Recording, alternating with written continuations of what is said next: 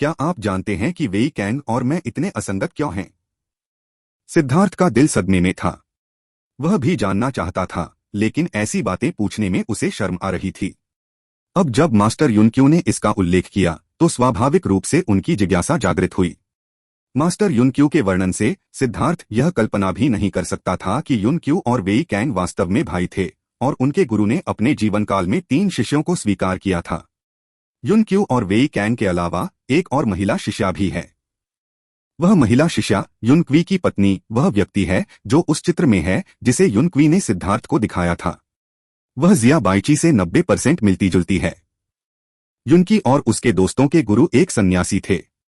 अपने अंतिम वर्षों तक उन्होंने उन तीनों को अपना शिष्य स्वीकार नहीं किया और उन्हें कीमियागिरी की कला सिखाई। उन तीनों में कीमियागिरी में बहुत उच्च प्रतिभा थी, विशेष रूप से युनक्यू जो तीनों में सर्वश्रेष्ठ थी। वह अपने गुरु से बहुत प्रेम करता था और उसे पूरे मन से शिक्षा देता था। हालांकि लोग हमेशा ईर्ष्यालु होते हैं, विशेष रूप से वेई कैंग जो एक विनम्र पृष्ठभूमि से आया है और बचपन से ही निंदक रहा है और इस संबंध में विशेष रूप से ईर्ष्या करता है। लेकिन वह इसे दबा रहा था और एक दिन तक इसे प्रकट नहीं किया। जब उनके स्वामी बूढ़े हो गए और अपने जीवन के अंत के करीब पहुंच गए, उन्होंने युनक्यू को अपने पास बुलाया और उसे एक नाम पट्टिका दी। हाँ, वेई कैंग और मेरे बीच झगड़ा इस नेमप्लेट से शुरू हुआ। मास्टर युनक्यू ने आह भरी और उनके हाथ में एक तांबे की नेमप्लेट दिखाई दी। जैसे ही नाम पट्टिका सामने आई, पूरा कमरा तुरंत गर्म हो गया, मानो वह लाल गर्म लोहे का टुकड़ा हो। सिद्धार्थ ने नाम पट्टिका की ओर देखा। नाम पट्टिका के सामने की ओर एक उत्कृष्ट कीमिया कढ़ाई उकेरी गई थी, जो प्रकाश की हजारों किरणों से घिरी हुई थी, जो अत्यंत यथार्थवादी लग रही थी। नाम पट्टिका के पीछे एक भूदृश्य पैटर्न था जिसमें पहाड़ों और पानी के बीच एक घाटी थी। परी जैसी हवा उसके चारों ओर घूम रही थी, जिससे वह धुंधला हो गया था। पैटर्न को देखते हुए सिद्धार्थ का दिमाग अचानक से साफ हो गया। यह मेरे स्वामी द्वारा मुझे छोड़ा गया अवशेष है।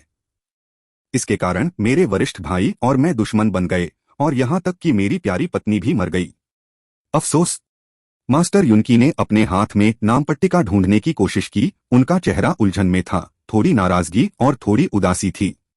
सिद्धार्थ को समझ में नहीं आ रहा था कि क्या कहे, इसलिए मास्टर युनक्यू शांत हो गए और सिद्धार्थ से बात करना जारी रखा। मूलतः जब उसके स्वामी ने युनक्यू को नाम पट्टिका दी थी, तब वहां केवल वे दोनों ही थे और यह अत्यंत गोपनीय था। लेकिन बाद में वेई कैंग को किसी तरह नेमप्लेट के अस्तित्व के बारे में पता चला और उसने युनक्यू से इसके बारे में पूछना शुरू कर दिया। युनक्यू ने इनकार कर दिया और वेई कैंग का बार बार अनुनय विनय निष्फल साबित हुआ। वह युनक्यू का मुकाबला नहीं कर सकता था, इसलिए अंततः उसने अपनी छोटी बहन की ओर अपना दुष्ट हाथ बढ़ाया। मास्टर युनक्यू और उनकी छोटी बहन लंबे समय से गुप्त रूप से प्यार में थे। वेई कैंग ने उसके खिलाफ साजिश रची और युनक्यू को जान से मारने की धमकी दी। लेकिन किसी को यह उम्मीद नहीं थी कि छोटी बहन आमतौर पर कोमल और कमजोर थी, लेकिन वह दिल से बहुत मजबूत इरादों वाली थी और वास्तव में गुस्से में आत्महत्या कर ली। इससे वेई कैंग घबरा गया। युनक्यू अपनी हत्या की मंशा को महसूस करने से खुद को नहीं रोक सका और अंततः वह भड़क उठा। वह अपनी छोटी बहन की हत्या का बदला लेने के लिए वेई कैंग को टुकड़ों में काटना चाहता था। हालांकि यद्यपि वेई कैंग की रसायन विद्या में उपलब्धियां युनक्यू से बहुत पीछे हैं, फिर भी उनकी युद्ध शक्ति युनक्यू से थोड़ी ही कम है। यह जानते हुए कि वह अपने प्रतिद्वंद्वी का मुकाबला नहीं कर सकता, वेई कैंग वहां से भाग गया। युनक्यू ने हजारों मील तक उसका पीछा किया, लेकिन वेई कैंग फिर भी बच निकला। अगले 30 वर्षों तक युनक्यू वेई कैंग के बारे में पता लगाने की कोशिश करता रहा। वह अपनी छोटी बहन का बदला लेना चाहता था। हालांकि वेई कैंग बेहद चालाक था और उसने आने से इनकार कर दिया। उन्होंने समय समय पर विशेषज्ञों से युनक्यू को मारने के लिए भी कहा। उस दौरान युनक्यू पर कई बार घात लगाकर हमला किया गया और वह लगभग मर ही गई। बाद में युनक्यू को अपनी नफरत पर काबू पा लिया गया। यदि वह इसी तरह चलता रहा तो न केवल वह बदला लेने में असफल रहेगा, बल्कि उसे अपनी जान भी गंवानी पड़ेगी। इसलिए अपनी शक्तिशाली कीमिया कौशल पर भरोसा करते हुए वह कीमियागर गिल्ड में शामिल हो गए, इसके अध्यक्ष बन गए और अस्थायी रूप से अपनी नफरत को किनारे रख दिया। लेकिन कुछ साल पहले वेई कैंग अचानक प्रकट हुआ और उसकी पहचान अल्केमिस्ट गिल्ड के अध्यक्ष के रूप में हुई। यद्यपि 30 वर्ष बीत चुके हैं, परंतु नफरत जरा भी कम नहीं हुई है तथा दोनों के बीच कई बार भयंकर लड़ाई भी हो चुकी है। वर्षों से वेई कैंग ने यिनशा पॉइजन पाम का परिश्रमपूर्वक अभ्यास किया। कई भयंकर लड़ाइयों के बाद यद्यपि युनक्यू थोड़ा बेहतर हो गया था, वह उसका कुछ भी करने में असमर्थ था और युन क्यों हर बार बच निकलता था। पिछले 2 वर्षों में दोनों के बीच झगड़े कम होते गए हैं, जिसका मुख्य कारण यह है कि वे दोनों एक दूसरे की पृष्ठभूमि जानते हैं और ऊर्जा बर्बाद करने की कोई आवश्यकता नहीं है। जब तक वे एक ही वार में दूसरे को मारने का तरीका नहीं खोज लेते, तब तक कोई भी कार्रवाई करने को तैयार नहीं है। क्या आप इस बात को लेकर उत्सुक नहीं हैं कि यह कौन सी नेमप्लेट है जिसके लिए हमें लड़ना चाहिए? इस बिंदु पर मास्टर युनकी ने पूछा। सिद्धार्थ ने सिर हिलाया। वह वास्तव में इस नामपट्टिका की उत्पत्ति के बारे में बहुत उत्सुक था जिसने वेई कैंग को इतना पागल बना दिया था। मास्टर युनक्यू ने अपने चेहरे पर व्यंग्यात्मक भाव दिखाया और कहा, वेई कैंग वास्तव में नहीं जानता था कि यह क्या है। मैंने शुरू में सोचा था कि यह एक गुप्त तकनीक है जो मेरे गुरु ने पक्षपात के कारण मुझे दी है। वास्तव में यह सिर्फ एक साधारण नामपट्टिका है। एक साधारण नामपट्टिका? सिद्धार्थ हैरान हुए बिना नहीं रह सका। क्या एक साधारण नामपट्टिका के लिए उसने वास्तव में अपनी प्रेमिका को मार डाला? हाँ, यह सिर्फ एक साधारण नामपट्टिका है। वास्तव में इसका कोई उपयोग नहीं है। लेकिन यह हमारे स्वामी का अवशेष था और उन्होंने मुझे इसे सुरक्षित रखने के लिए रखने का आदेश दिया था। मेरे पास ऐसा करने के अलावा कोई विकल्प नहीं था। मैंने वेई कैंग की जिद के आगे झुकना शुरू कर दिया था और उसे सुरक्षित रखने के लिए उसे सौंपने के लिए तैयार था। कौन जानता था कि वह वास्तव में मेरी छोटी बहन पर अपने बुरे हाथ बढ़ाएगा? युनक्यू का चेहरा गुस्से और जानलेवा इरादे से भरा हुआ था। उसी समय सिद्धार्थ ने युनक्वी के चेहरे पर पछतावा और आत्मदोष भी देखा। उसने अपनी प्रेमिका को एक बेकार कचरे के लिए फंसा दिया था। अगर वह सिद्धार्थ होता तो शायद वह पागल हो जाता। यह नामपट्टिका वास्तव में अध्ययन का प्रमाण पत्र है। मास्टर युनकी ने गहरी सांस ली, खुद को शांत किया और आगे कहा। सबूत? सिद्धार्थ दंग रह गया। हाँ, यह डैन वैली में अध्ययन करने का प्रमाण पत्र है, जो कि कीमिया की पवित्र भूमि है। जहां तक डैन वैली की बात है, कोई बात नहीं, चलो इसके बारे में बात नहीं करते, यह बहुत दूर है। आपको बस यह जानना है कि यह कीमिया के अभ्यासियों के मन में सबसे ऊंची मान्यता है। हमारे जंगली इलाके में कोई भी उस जगह के बारे में नहीं जानता। मैं दशकों से इस चीज को अपने साथ रखता आया हूं और अब मैं इसे तुम्हें दे रहा हूं। यह कहने के बाद उसने नेमप्लेट सिद्धार्थ को सौंप दी। मास्टर, आप ऐसा बिल्कुल नहीं कर सकते। यह कुछ ऐसा है जो आपके मास्टर ने आपके लिए छोड़ा है। मैं इसे स्वीकार करने की हिम्मत नहीं कर सकता। सिद्धार्थ ने जल्दी से उसका हाथ हिलाया। मास्टर युनकी ने मुस्कुराते हुए कहा, यह कोई ऐसी चीज नहीं है जो मेरे गुरु ने मेरे लिए छोड़ी हो। उन्होंने मुझसे इसे आगे बढ़ाने को कहा था, और अगर मैं इसे तुम्हें दे भी दूं तो भी तुम इसका इस्तेमाल नहीं कर पाओगे। क्या? यद्यपि यह नामपट्टिका एक सीढ़ी है, लेकिन बिना ताकत के आप दरवाजा भी नहीं ढूंढ सकते। उसे खटखटाना तो दूर की बात है। मास्टर युनक्यूई ने कड़वाहट से मुस्कुराते हुए कहा, मैंने अभी आपको बताया कि डैन वैली सभी कीमिया चिकित्सकों के मन में पवित्र भूमि है। इसमें प्रवेश करना इतना आसान कैसे हो सकता है? आपके पास यह नामपट्टिका है, लेकिन इसका उपयोग करने के लिए आपके पास समान शक्ति भी होनी चाहिए, अन्यथा यह अभी भी बेकार होगी। किस तरह की ताकत की आवश्यकता है? लांग चेन ने पूछा। मास्टर युनकी ने आह भरते हुए कहा, यदि आप 20 वर्ष की आयु से पहले डैन किंग बन जाते हैं तो आप इस नामपट्टिका के साथ नामांकन करा सकते हैं। जब सिद्धार्थ ने यह सुना तो उसने अपना मुंह खोला और पूछा, गोलियों का राजा 20 वर्ष की आयु से पहले? क्या यह कोई कहानी कह रहा है? मास्टर युनकी जैसे व्यक्ति जो लगभग 100 वर्षों से अभ्यास कर रहे हैं, केवल कीमिया मास्टर स्तर के शिखर पर हैं। एक 20 वर्षीय कीमिया राजा? क्या यह मजाक नहीं है? इसमें कोई आश्चर्य नहीं कि मास्टर युनकी की अभिव्यक्ति ऐसी थी। ऐसी ही एक बात के लिए उसने अपनी पत्नी की जान दे दी। कोई भी पागल हो जाएगा। सिद्धार्थ को अचानक समझ में आ गया कि उसकी छोटी बहन की मौत के बाद से मास्टर युनक्यू ने वेई कैंग से बदला लेने के लिए इस रहस्य को कसकर रखा था।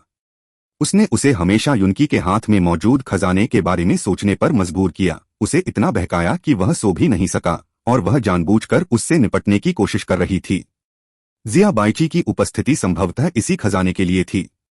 जब सिद्धार्थ प्रकट हुआ और मास्टर युनकी का सिद्धार्थ के प्रति रवैया दिखा तो वे सतर्क हो गए। इसलिए वह सिद्धार्थ को मारना चाहता था ताकि मास्टर युनक्यू का कोई उत्तराधिकारी न रहे। चूंकि वेई कैंग इसे प्राप्त नहीं कर सका, इसलिए उसने खजाने को मास्टर युनक्यू के हाथों में पूरी तरह से सड़ने दिया। यह सोचकर सिद्धार्थ खुद को थोड़ा खुश महसूस करने से नहीं रोक सका। यह सब क्या था? यह सचमुच भाग्य की चाल थी।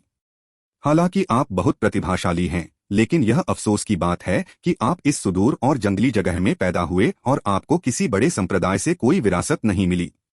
इस नाम पट्टी का उपयोग करने की संभावनाएं बहुत कम हैं, लेकिन जब तक थोड़ी सी भी संभावना है, यह अच्छा है। जब मेरे गुरु ने मुझे यह नाम पट्टी दी, तो उन्होंने मुझसे इसे आगे बढ़ाने के लिए किसी को खोजने को कहा। उनके कुछ पूर्वज डैन वैली में प्रवेश कर चुके थे और यह नाम पट्टी भी उनका सम्मान है। इसलिए मुझे उम्मीद है कि भविष्य में एक दिन कोई ऐसा प्रतिभाशाली व्यक्ति होगा जो इस नाम पट्टी के साथ फिर से डैन वैली में प्रवेश करेगा। मैंने अपने गुरु के वादे के लिए बहुत कुछ चुकाया है और अब मैं इसे आपको सौंप रहा हूं, जिसे इस बोझ को उतार फेंकने के समान माना जा सकता है, मास्टर युनकी ने एक जटिल अभिव्यक्ति के साथ कहा। यह कहा जा सकता है कि इस नेमप्लेट ने उनका जीवन बदल दिया, लेकिन यह परिवर्तन एक स्पष्ट त्रासदी थी। उसे थोड़ा क्रोध भी महसूस हुआ, लेकिन वह नहीं जानता था कि इस क्रोध को किस पर निकाले, अपने स्वामी पर, वेई कैन, अपना, या खुदा। भाग्य एक उबे हुए नियंत्रक की तरह था जिसने उसके साथ एक बहुत बड़ा मजाक किया, लेकिन परिणाम इतना हास्यास्पद था कि वह हंस भी नहीं सका। उसने हाथ बढ़ाकर नामपट्टिका ले ली। 20 साल की उम्र में पिलकिंग बनने से भले ही दूसरों को कोई उम्मीद न रही हो, लेकिन इसका मतलब यह नहीं था कि सिद्धार्थ को भी कोई उम्मीद नहीं थी। धन्यवाद गुरुजी, सिद्धार्थ ने आदरपूर्वक कहा। मास्टर युनकी ने मुस्कुराते हुए कहा, मुझे आपको धन्यवाद कहना चाहिए। यह नाम पट्टिका सौंपकर मैंने अपने गुरु द्वारा सौंपा गया कार्य पूरा कर लिया है। अब मैं आगे बढ़कर कुछ और कर सकता हूँ। सिद्धार्थ चौंक गया। मास्टर, आप? जैसे कि सिद्धार्थ के विचारों को समझते हुए मास्टर युनकी मुस्कुराए और कहा, चिंता मत करो, यह उतना बुरा नहीं है जितना तुम सोचते हो। मैं वेई कैन के साथ नहीं मरूंगा। क्या इसका मतलब यह नहीं होगा कि मैं हार गया? मास्टर युनक्यू की बात सुनकर सिद्धार्थ को राहत महसूस हुई। यदि वह नेमप्लेट ले लेता तो मास्टर युनक्यू वेई कैन से लड़ता और साथ में मर जाता, जिससे वह असहज महसूस करता। केवल उस बूढ़े विकृत व्यक्ति के लिए मास्टर युनकी जैसे व्यक्ति के साथ संबंध बनाना नीले और सफेद चीनी मिट्टी के बर्तन में चूहे को फेंकने के समान है। बच्चे, ऐसी बहुत सी चीजें नहीं हैं जो मैं तुम्हें सिखा सकता हूँ, लेकिन तुम ही वह व्यक्ति हो जिससे मैंने इतने सालों में जो नामपट्टिका देखी है उसका उपयोग करने की सबसे बड़ी उम्मीद है। तुम्हें कड़ी मेहनत करनी होगी। हालांकि मास्टर युनकी अधिक कुछ नहीं कहना चाहते थे, फिर भी वे अपनी बात कहने से खुद को नहीं रोक सके। यदि सिद्धार्थ कीमिया घाटी में प्रवेश कर सके तो एक कीमिया अभ्यासी के लिए यह अमरता की ओर बढ़ने जैसा होगा। क्या इससे अधिक रोमांचक कुछ भी है? मास्टर, निश्चिंत रहें, मैं कड़ी मेहनत करना जारी रखूंगा। यद्यपि मास्टर युनकी ने सिद्धार्थ को अपने शिष्य के रूप में स्वीकार नहीं किया, ऐसा इसलिए था क्योंकि उन्हें डर था कि सिद्धार्थ की हत्या कर दी जाएगी। आखिरकार वेई कैन उसे लालच भरी नजरों से देख रहा था। अब जबकि सिद्धार्थ और वेई कैन के बीच का रिश्ता दुनिया को पता चल गया है, सिद्धार्थ बुजुर्ग के प्रति अपना सम्मान व्यक्त करने के लिए उन्हें केवल एक शिष्य के रूप में संबोधित करता है। जाने से पहले मास्टर युनक्यू ने सिद्धार्थ को हर समय सावधान रहने की याद दिलाई ताकि दूसरे पक्ष को हताशाजनक कदम उठाने से रोका जा सके। सिद्धार्थ ने सहमति में सिर हिलाया। अल्केमिस्ट गिल्ड छोड़ने के बाद मैं सीधे घर चला गया। अब मैं स्वस्थ हूं और सुरक्षित घर जा सकता हूं। जब उसने एक कोने को मोड़ा और अपने घर के सामने के दरवाजे की ओर देखा तो सिद्धार्थ अपनी आंखें बड़ी किए बिना नहीं रह सका। क्या चल रहा है? मैंने मार्क्विस के निवास के द्वार के सामने एक लंबी कतार देखी जो पहले सुनसान था और वहां मौजूद सभी लोग 40 या 50 वर्ष की महिलाएं थीं। चारों ओर देखने पर पता चला कि हाँ, यह उसका घर था। गेट की ओर जाने से पहले सिद्धार्थ ने फिर से इसकी पुष्टि की। इस समय बाओर मुस्कुराते हुए उनका स्वागत कर रहे थे। हर कोई अपना समय लें, पहले पंजीकरण करें, आपका नाम, ऊंचाई, माप, चित्र और क्या आपके पास कोई विशेष कौशल है, उन्हें स्पष्ट रूप से चिह्नित करना सबसे अच्छा है। मिस, क्या आप हमें बता सकती हैं कि हमारी पत्नी को किस तरह की बहू पसंद है? एक महिला ने आकर्षक मुस्कान के साथ कहा। हे, जब तक वे गुणी हैं और उनका चेहरा सुंदर है, वे मूल रूप से पास हो सकते हैं। लेकिन मैडम को जो सबसे ज्यादा पसंद है उसके लिए थोड़ा बड़ा नितंब होना बेहतर है। मैंने मैडम से सुना है कि बड़े नितंब वाली महिलाओं को जन्म देना सबसे आसान लगता है। मैं आपको बता दूं, हमारी मैडम लंबे समय से अपने पोते को गोद में लेना चाहती थीं। यंग मास्टर, आप वापस आ गए। बाओएर खुशी से बात कर रही थी, लेकिन अचानक उसने सिद्धार्थ का उदास चेहरा देखा और जल्दी से कहा, नमस्कार राजकुमार। महिलाओं ने जल्दी से सलामी दी। सिद्धार्थ ने सिर हिलाया, बाओएर को आंतरिक प्रांगण में खींचने के लिए अपना हाथ बढ़ाया, महिलाओं की ओर इशारा किया और गुस्से से फुसफुसाया, तुम क्या कर रही हो? युवा मास्टर, कल लालटेन महोत्सव में आपने दाजिया के शक्तिशाली दुश्मन को हराया, फेंगमिन के नंबर 1 योद्धा का खिताब जीता और अनगिनत लड़कियों की आदर्श बन गईं। देखो, ये सभी लोग शादी के लिए पूछने आते हैं। बाओएर ने अपने हाथों से अपने होठों को ढकते हुए मुस्कुराया। तुम तो बस परेशान ही करते रहते हो। मेरी माँ कहाँ है? मेरी मैडम वहां है। ओह, अगर तुमने मुझे नहीं बताया होता तो मैं भूल गया होता। मेरी मैडम ने तुम्हें वापस आने के लिए कहा था। जल्दी करो और वहां जाओ, बाओएर ने अपने माथे पर थपकी देते हुए कहा। ठीक है, मैं अभी जाऊंगा। तुम जल्दी से उन्हें भगाने का कोई रास्ता ढूंढो। यह कैसा दिखता है? एक सब्जी बाजार, सिद्धार्थ ने नाखुशी से कहा। हे, मैं आपकी बात नहीं सुन सकता। मैडम ने मुझे आपको रिसीव करने के लिए बुलाया है और मुझे व्यस्त होना है। अप्रत्याशित रूप से बाओएर, जो हमेशा अच्छा व्यवहार करती थी, ने सिद्धार्थ को नजरअंदाज कर दिया और खुशी खुशी पंजीकरण कराने के लिए दौड़ पड़ी। सिद्धार्थ ने अपनी आंखें घुमाईं और जल्दी से अपनी मां से मिलने गया।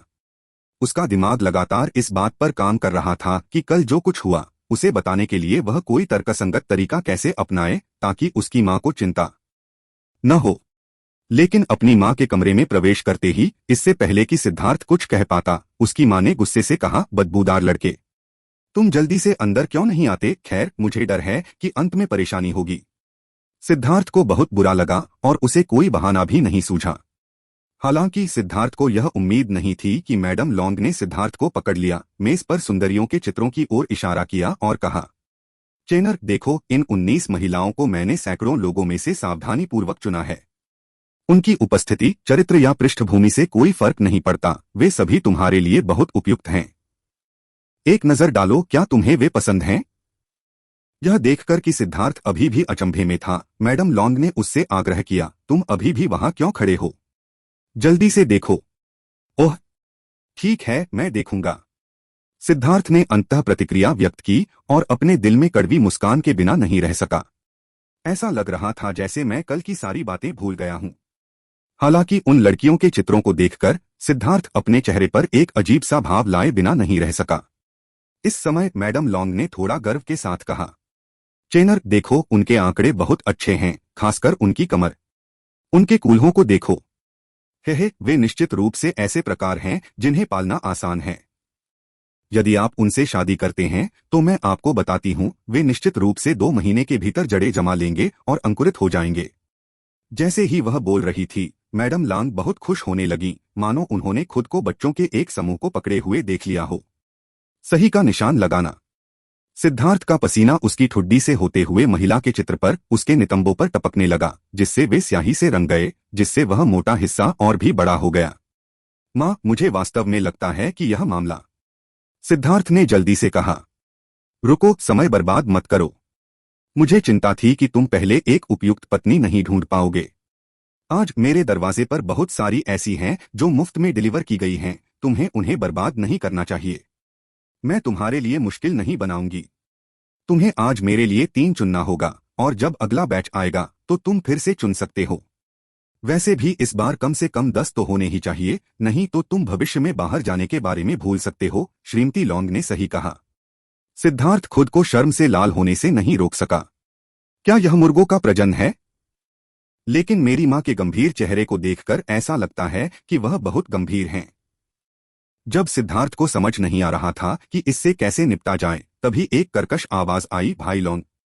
एक लंबा व्यक्ति दौड़कर आया और सिद्धार्थ को पकड़ लिया। भाई लॉन्ग, मैंने सुना है कि कल तुम्हारा किसी से झगड़ा हुआ था, तुम मुझे अपने साथ क्यों नहीं ले गए? जब सिद्धार्थ ने आहमान को अंदर आते देखा तो उसने चुपके से उससे कहा, अच्छा भाई, तुम सही समय पर आए हो। मां, मुझे आहमान से कुछ कहना है। पहले तुम अपना समय लेकर चुनाव कर सकती हो। जब तुम्हारा काम हो जाएगा तो मैं आकर तुमसे मिलूंगा। बेटा, तुम। श्रीमती लॉन्ग ने अभी बोलना शुरू ही किया था कि सिद्धार्थ ने आहमान को खींच लिया। यह बदमाश, उसने धीरे से गाली दी, लेकिन जब उसने मोटे नितंबों और बड़े स्तनों वाली लड़कियों के चित्र देखे तो मिसेज लॉन्ग तुरंत फिर से मुस्कुराई, उसके चेहरे पर राहत की झलक थी। भाई लॉन्ग, क्या कल की लड़ाई में तुम्हें कोई नुकसान हुआ? सिद्धार्थ के कमरे में लौटने के बाद आहमान ने चिंता से पूछा। नहीं, तुम्हारा भाई लॉन्ग लड़ाई में बेहतर होता जा रहा है। वैसे मैन, मैंने तुम्हें जो बल प्रयोग का तरीका सिखाया है उसमें तुम कैसे हो? लांग चेन ने पूछा। उन्होंने आहमान को आध्यात्मिक ऊर्जा का मार्ग सिखाया, लेकिन आहमान की बुद्धि वास्तव में सराहनीय नहीं थी। यदि सिद्धार्थ की शक्तिशाली आत्मिक शक्ति न होती तो वह उसे कदम दर कदम सिखा सकता था। यदि कोई और होता तो या तो वह थककर मर जाता या चिंता से मर जाता। जब बात साधना की आती है तो आहमान बेहद उत्साहित हो जाता है। भाई लॉन्ग, अब मैं अपनी ताकत लगाने के लिए आपके द्वारा सिखाई गई विधि का उपयोग कर सकता हूँ। सच में सिद्धार्थ बहुत खुश हुए बिना नहीं रह सका। कुछ देर सोचने के बाद उसने आहमान को हवेली के पीछे एक खुली जगह पर खींच लिया और एक पत्थर से जो लगभग एक व्यक्ति लंबा था, कहा, अपनी मुट्ठी का उपयोग करके इसे मेरे लिए तोड़ दो। ठीक है। आहमान ने सहमति जताई, कमर झुकाकर घोड़े पर बैठ गया और एक मुक्का मारा। फुफ! हवा का एक झोंका आया और पत्थर बिल्कुल भी नहीं हिला। यह ठीक नहीं है। चलो फिर से कोशिश करते हैं, आहमान ने कुछ शर्मिंदगी से कहा। फुफ! एक और मुक्का मारा गया, हवा का एक झोंका आया और पत्थर स्थिर खड़ा रहा। यह अजीब है। फिर से आओ। हूं। लगातार 3 घूंसे लगे, लेकिन पत्थर वैसा ही रहा। सिद्धार्थ का चेहरा थोड़ा काला पड़ने से नहीं बच सका। अरे यार, क्या यही तुम्हारा सीखने का मतलब है? हाँ, आमतौर पर मैं जो 10 मुक्के मारता हूं उनमें से कम 3 सफल हो पाते हैं। आज यह काम क्यों नहीं कर रहा है? आहमान ने कुछ परेशानी के साथ कहा। आहमान की बात सुनकर सिद्धार्थ लगभग लड़खड़ाकर गिर पड़ा। क्या दूसरों से लड़ते समय भी उसे सफलता की दर पर निर्भर रहना पड़ता है? सिद्धार्थ को हल्का सा सिरदर्द महसूस हुआ। यह आहमान एक सामान्य व्यक्ति था जिसके पास सोने का पहाड़ था, लेकिन फिर भी वह भोजन के लिए भीख मांगता था। यह सचमुच अवाक था। आहमान की पीठ पर हाथ रखा गया और उसने कहा, एक बार और। ठीक है। आहमान ने एक और मुक्का मारा, लेकिन अभी भी जीवन का कोई संकेत नहीं था। अरे यार, मुक्का मारने से पहले तुम्हें पहले अपना दिमाग चलाना चाहिए। पहले अपने डेंटियन को उत्तेजित करना चाहिए और फिर अपने डेंटियन के हिलने के बाद मुक्का मारना चाहिए। याद रखो, यह डेंटियन ही है जो मुट्ठी चलाता है, न कि मुट्ठी डेंटियन को चलाती है, लांग चेन ने कहा। अंततः उसे आहमान की जिद्दी समस्या का स्रोत पता चल गया। आहमान ने पहले मुक्का मारा और फिर डेंटियन को सक्रिय करने के लिए मेरिडियन की शक्ति का इस्तेमाल किया। हालांकि यह तरीका भी सफल हो सकता था, लेकिन जैसा कि आहमान ने कहा, इसकी सफलता दर तो होगी ही। जिन लोगों ने लंबे समय से अभ्यास किया है उनके लिए ऐसा करने में कोई समस्या नहीं है, लेकिन आहमान के लिए यह बहुत कठिन है। चलो फिर से प्रयास करो। मुक्का मारने में जल्दबाजी मत करो। पहले अपने डेंटियन को सक्रिय करो। ठीक है, तुम्हारा डेंटियन पहले से ही सक्रिय हो रहा है, मुक्का मारो। एक जोरदार धमाके के साथ एक व्यक्ति से अधिक लंबा और लगभग 1000 पाउंड वजनी पत्थर आहमान के एक मुक्के से टुकड़े टुकड़े हो गया और रेत और पत्थर हर जगह एक आश्चर्यजनक गति के साथ उड़ गए। भाई लांग, मैं सफल हो गया। आहमान खुशी से चिल्लाने से खुद को रोक नहीं सका। सिद्धार्थ ने सिर हिलाया। यद्यपि वह ऊपर से शांत दिख रहा था, परंतु उसका हृदय स्तब्ध था। आहमान की शक्ति बहुत अधिक मजबूत हो गई थी। जहां तक अभी के मुक्कों की बात है, आहमान की ताकत लगभग हुआंग शांग के बराबर है, जो रक्त जमावट के अंतिम चरण में है। यद्यपि वह जानवर में तब्दील हो जाने के बाद उसकी तुलना नहीं कर सकता था, फिर भी आहमान के पास अपने फायदे थे, क्योंकि अभी अभी आहमान के मुक्के में बहुत सारी खामियां थीं। इसके अलावा उन्होंने अपने डेंटियन में मौजूद शक्ति का केवल थोड़ा सा ही प्रयोग किया, पूरी ताकत से नहीं। यह कहा जा सकता है कि आहमान की क्षमता बहुत भयानक है। ठीक है, चलो फिर से कोशिश करते हैं, सिद्धार्थ ने प्रोत्साहित किया। आहमान ने एक और मुक्का मारा, लेकिन इस बार भी मुक्का चूक गया। एक पल के लिए सिद्धार्थ ने आहमान को देखा और आहमान ने सिद्धार्थ को देखा। दोनों एक दूसरे को पूरे 15 मिनट तक घूरते रहे और सिद्धार्थ चुप रहा। अंततः आहमान ने झुंझलाहट में अपना सिर थपथपाया और कहा, भाई लांग, क्या मैं बहुत मूर्ख हूं? मैं वास्तव में कहना चाहता हूं कि आप मूर्ख नहीं हैं, लेकिन मैंने सुना है कि झूठ बोलने वालों पर बिजली गिरती है, इसलिए मैं ऐसा कहने की हिम्मत नहीं कर सकता। सिद्धार्थ ने कुछ चिंता के साथ आकाश की ओर देखते हुए कहा। काय करते? आहमान ने बहुत निराश होकर कहा। कल से तुम्हें हवेली में रहने की जरूरत नहीं है, वापस खेत पर चले जाओ, सिद्धार्थ ने कहा। भाई लांग, आप अब मुझे नहीं चाहते है ना? आहमान भयभीत हो गया और डरावनी नजर से बोला। सिद्धार्थ खुद को हंसने से नहीं रोक सका उसने आहमान के मोटे कंधों को थपथपाया और कहा, क्या मजाक है, हम जिंदगी और मौत में भाई हैं। तो फिर मुझे खेत पर क्यों जाने दिया? आहमान ने पूछा। कल से जब तुम खेत पर जाओगे तो तुम्हें अपने भोजन का प्रबंध खुद ही करना होगा। अगर तुम मुर्गों खाना चाहते हो तो तुम खुद मुर्गों को मार सकते हो, लेकिन एक बात है, तुम्हें मुर्गों को मारने के लिए अपनी असली ताकत का इस्तेमाल करना होगा, नहीं तो तुम भूखे मर जाओगे। आगे बढ़ो, सिद्धार्थ ने कहा। आहमान सहमत हो गया और बाहर चला गया। आहमान की ओर वापस जाते हुए देखकर सिद्धार्थ के दिल में बेबसी की एक झलक उभरी। आहमान की आईक्यू सचमुच चिंताजनक है। कभी कभी वह झिझकता है कि क्या उसे आहमान को अपने पास रखना चाहिए या नहीं, अन्यथा उसकी बुद्धि के अनुसार यह बहुत खतरनाक होगा। आहमान एक ईमानदार आदमी है, इतना ईमानदार कि उसका दिमाग लचीला नहीं है, इसलिए वह कभी भी सिद्धार्थ जो भी करने को कहता है उसे करने में आलस्य नहीं करेगा। सिद्धार्थ ने ऐसा इसलिए किया ताकि उसे आध्यात्मिक ऊर्जा का उपयोग करने की आदत पड़ सके, अन्यथा जब वह भविष्य में दूसरों के खिलाफ लड़ेगा तो उसे मुक्का मारने के लिए संभावना पर निर्भर रहना पड़ेगा, जो आत्महत्या करने से अलग नहीं होगा। वैसे भी आहमान की भूख अब बढ़ती ही जा रही है। प्रतिदिन सैकड़ों मुर्गों का भोजन उसके व्यायाम के लिए पर्याप्त है। यह भोजन के सेवन को शक्ति में बदल रहा है। जब आध्यात्मिक ऊर्जा का उपयोग करना एक आदत बन जाती है तो आहमान की ताकत नाटकीय रूप से उस स्तर तक बढ़ जाएगी जिसे सिद्धार्थ भी भयानक पाएगा। आहमान के मामलों को व्यवस्थित करने के बाद सिद्धार्थ अपने कमरे में लौट आया। रास्ते में उसने महिलाओं को कतार में खड़े देखा और बाओ एर को देखा जो अभी भी व्यस्त थी, और सिद्धार्थ का माथा फिर से पसीने से भर गया था। उसने अपने नौकरों से कहा कि वह एकांत में रहेगा और जब तक कोई बड़ी बात न हो उसे परेशान न किया जाए। सब कुछ हल करने के बाद सिद्धार्थ ने पीछे हटना शुरू कर दिया। वह पहले से ही क्यूई गैदरिंग के 8वें स्तर पर था और उसे एक ही बार में 9वें स्तर तक आगे बढ़ने की जरूरत थी और फिर सीधे रक्त जमावट चरण में प्रवेश करना था। रक्त जमने की अवस्था में पहुंचने के बाद ही उसके पास अपना जीवन बचाने की वास्तविक क्षमता थी। उसे यह पसंद नहीं था कि सब कुछ नियंत्रण से बाहर हो जाए। रुको, जो लोग मेरे खिलाफ साजिश कर रहे हैं, मुझे अपना असली रंग दिखाओ। पिछले फेंगमिन लालटेन महोत्सव के बाद से जब सिद्धार्थ और हुआंग शांग के बीच चरम युद्ध हुआ था जिसने दुनिया को हिलाकर रख दिया था, शाही राजधानी में या यहाँ तक कि पूरे फेंगमिन साम्राज्य में लगभग कोई भी सिद्धार्थ का नाम नहीं जानता था।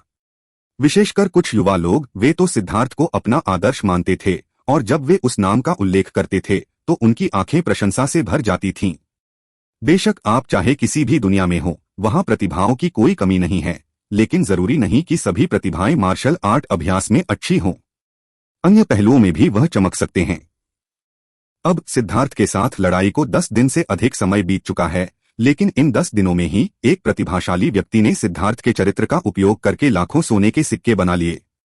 वह व्यक्ति मूलतः एक चित्रकार था।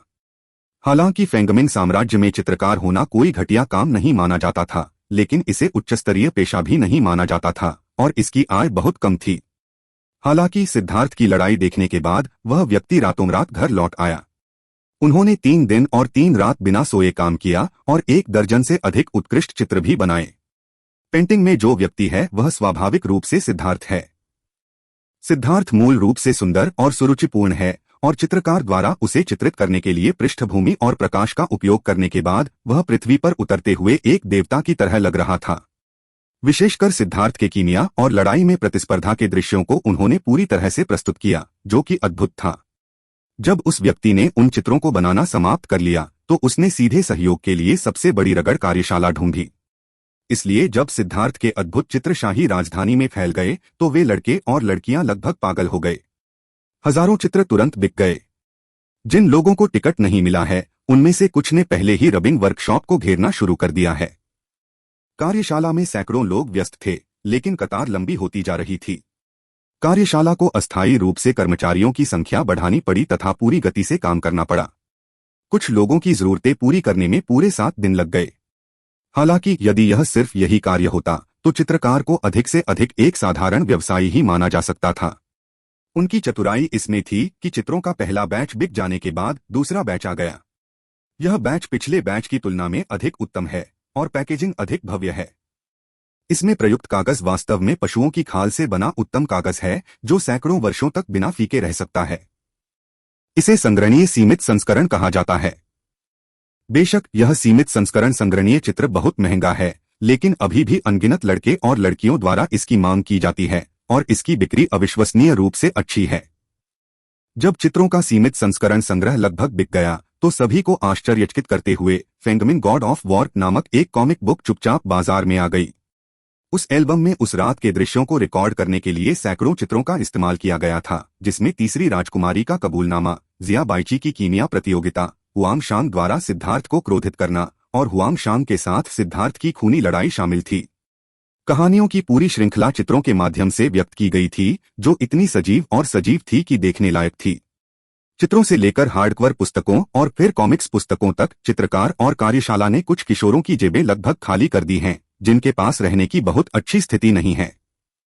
अफवाहों के अनुसार मात्र 1 दर्जन दिनों में ही उन्होंने कम से कम लाखों स्वर्ण मुद्राओं का लाभ कमाया।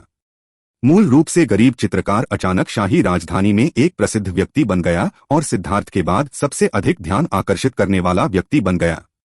शाही राजधानी में इतनी सारी चीजें घटित हुईं, लेकिन सिद्धार्थ को इसका कोई पता नहीं था।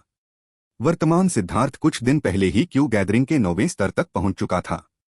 यह कहना होगा कि सिद्धार्थ की इतनी जल्दी सफलता प्राप्त करने की क्षमता हुआंग शांग के साथ जीवन मरण की लड़ाई से अविभाज्य थी। केवल मृत्यु की परीक्षा का अनुभव करके और ऐसे दबाव को सहन करके ही व्यक्ति अपने ताओवाद में अधिक दृढ़ हो सकता है और अस्थिर आधार की चिंता किए बिना अपनी साधना को तेजी से बढ़ा सकता है।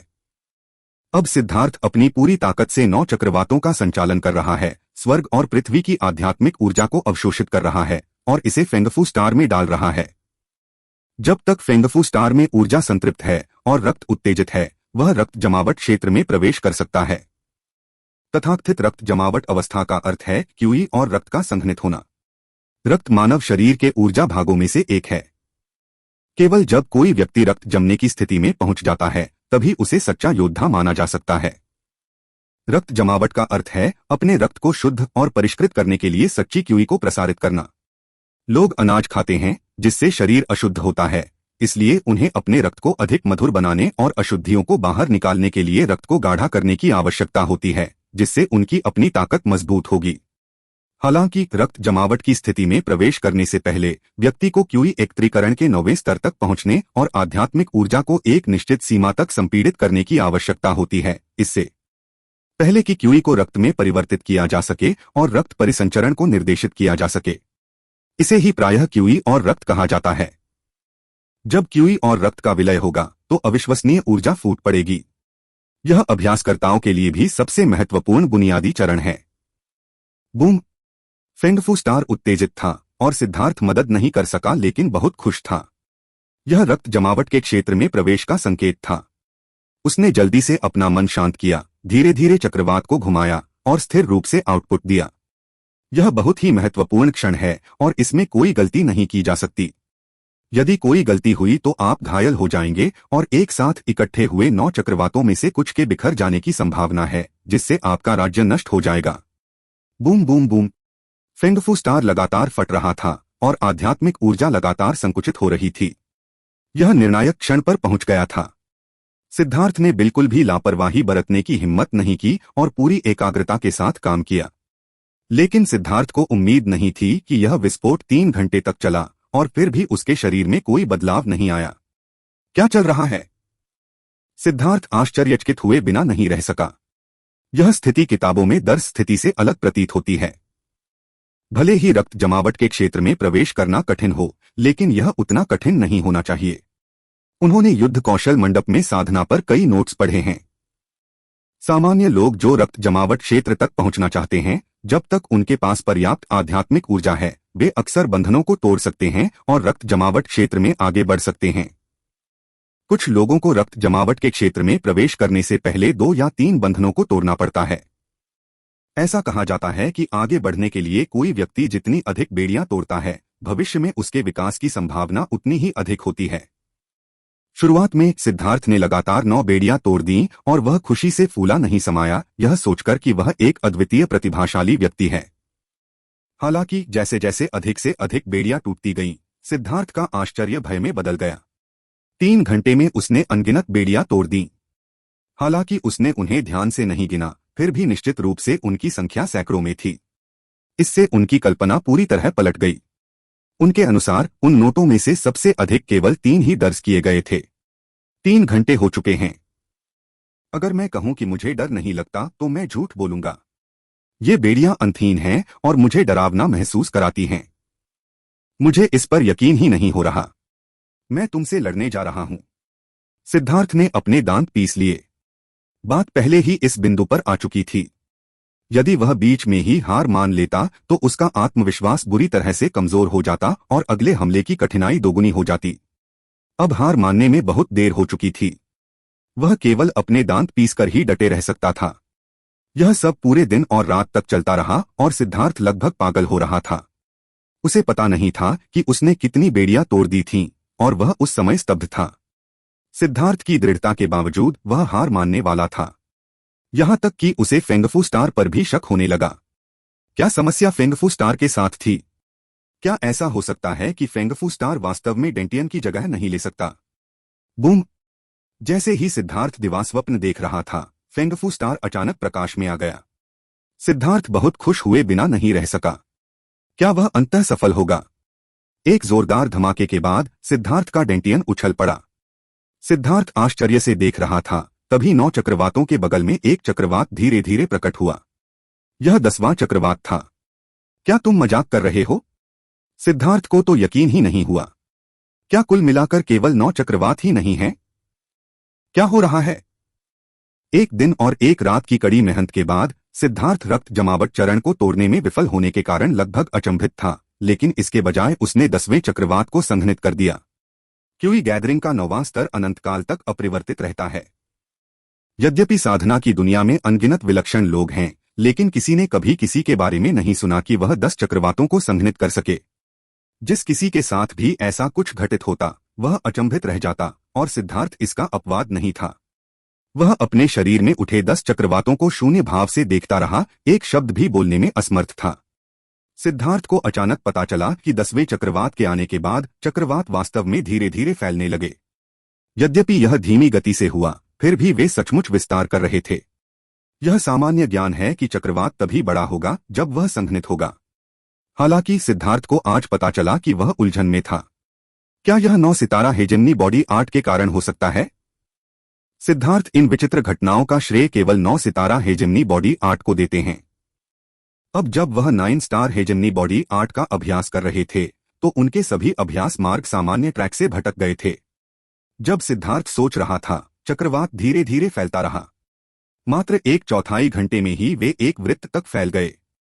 पहले वे एक कटोरे के आकार के ही दिखते थे, लेकिन अब वे एक प्लेट जितने बड़े दिखने लगे हैं।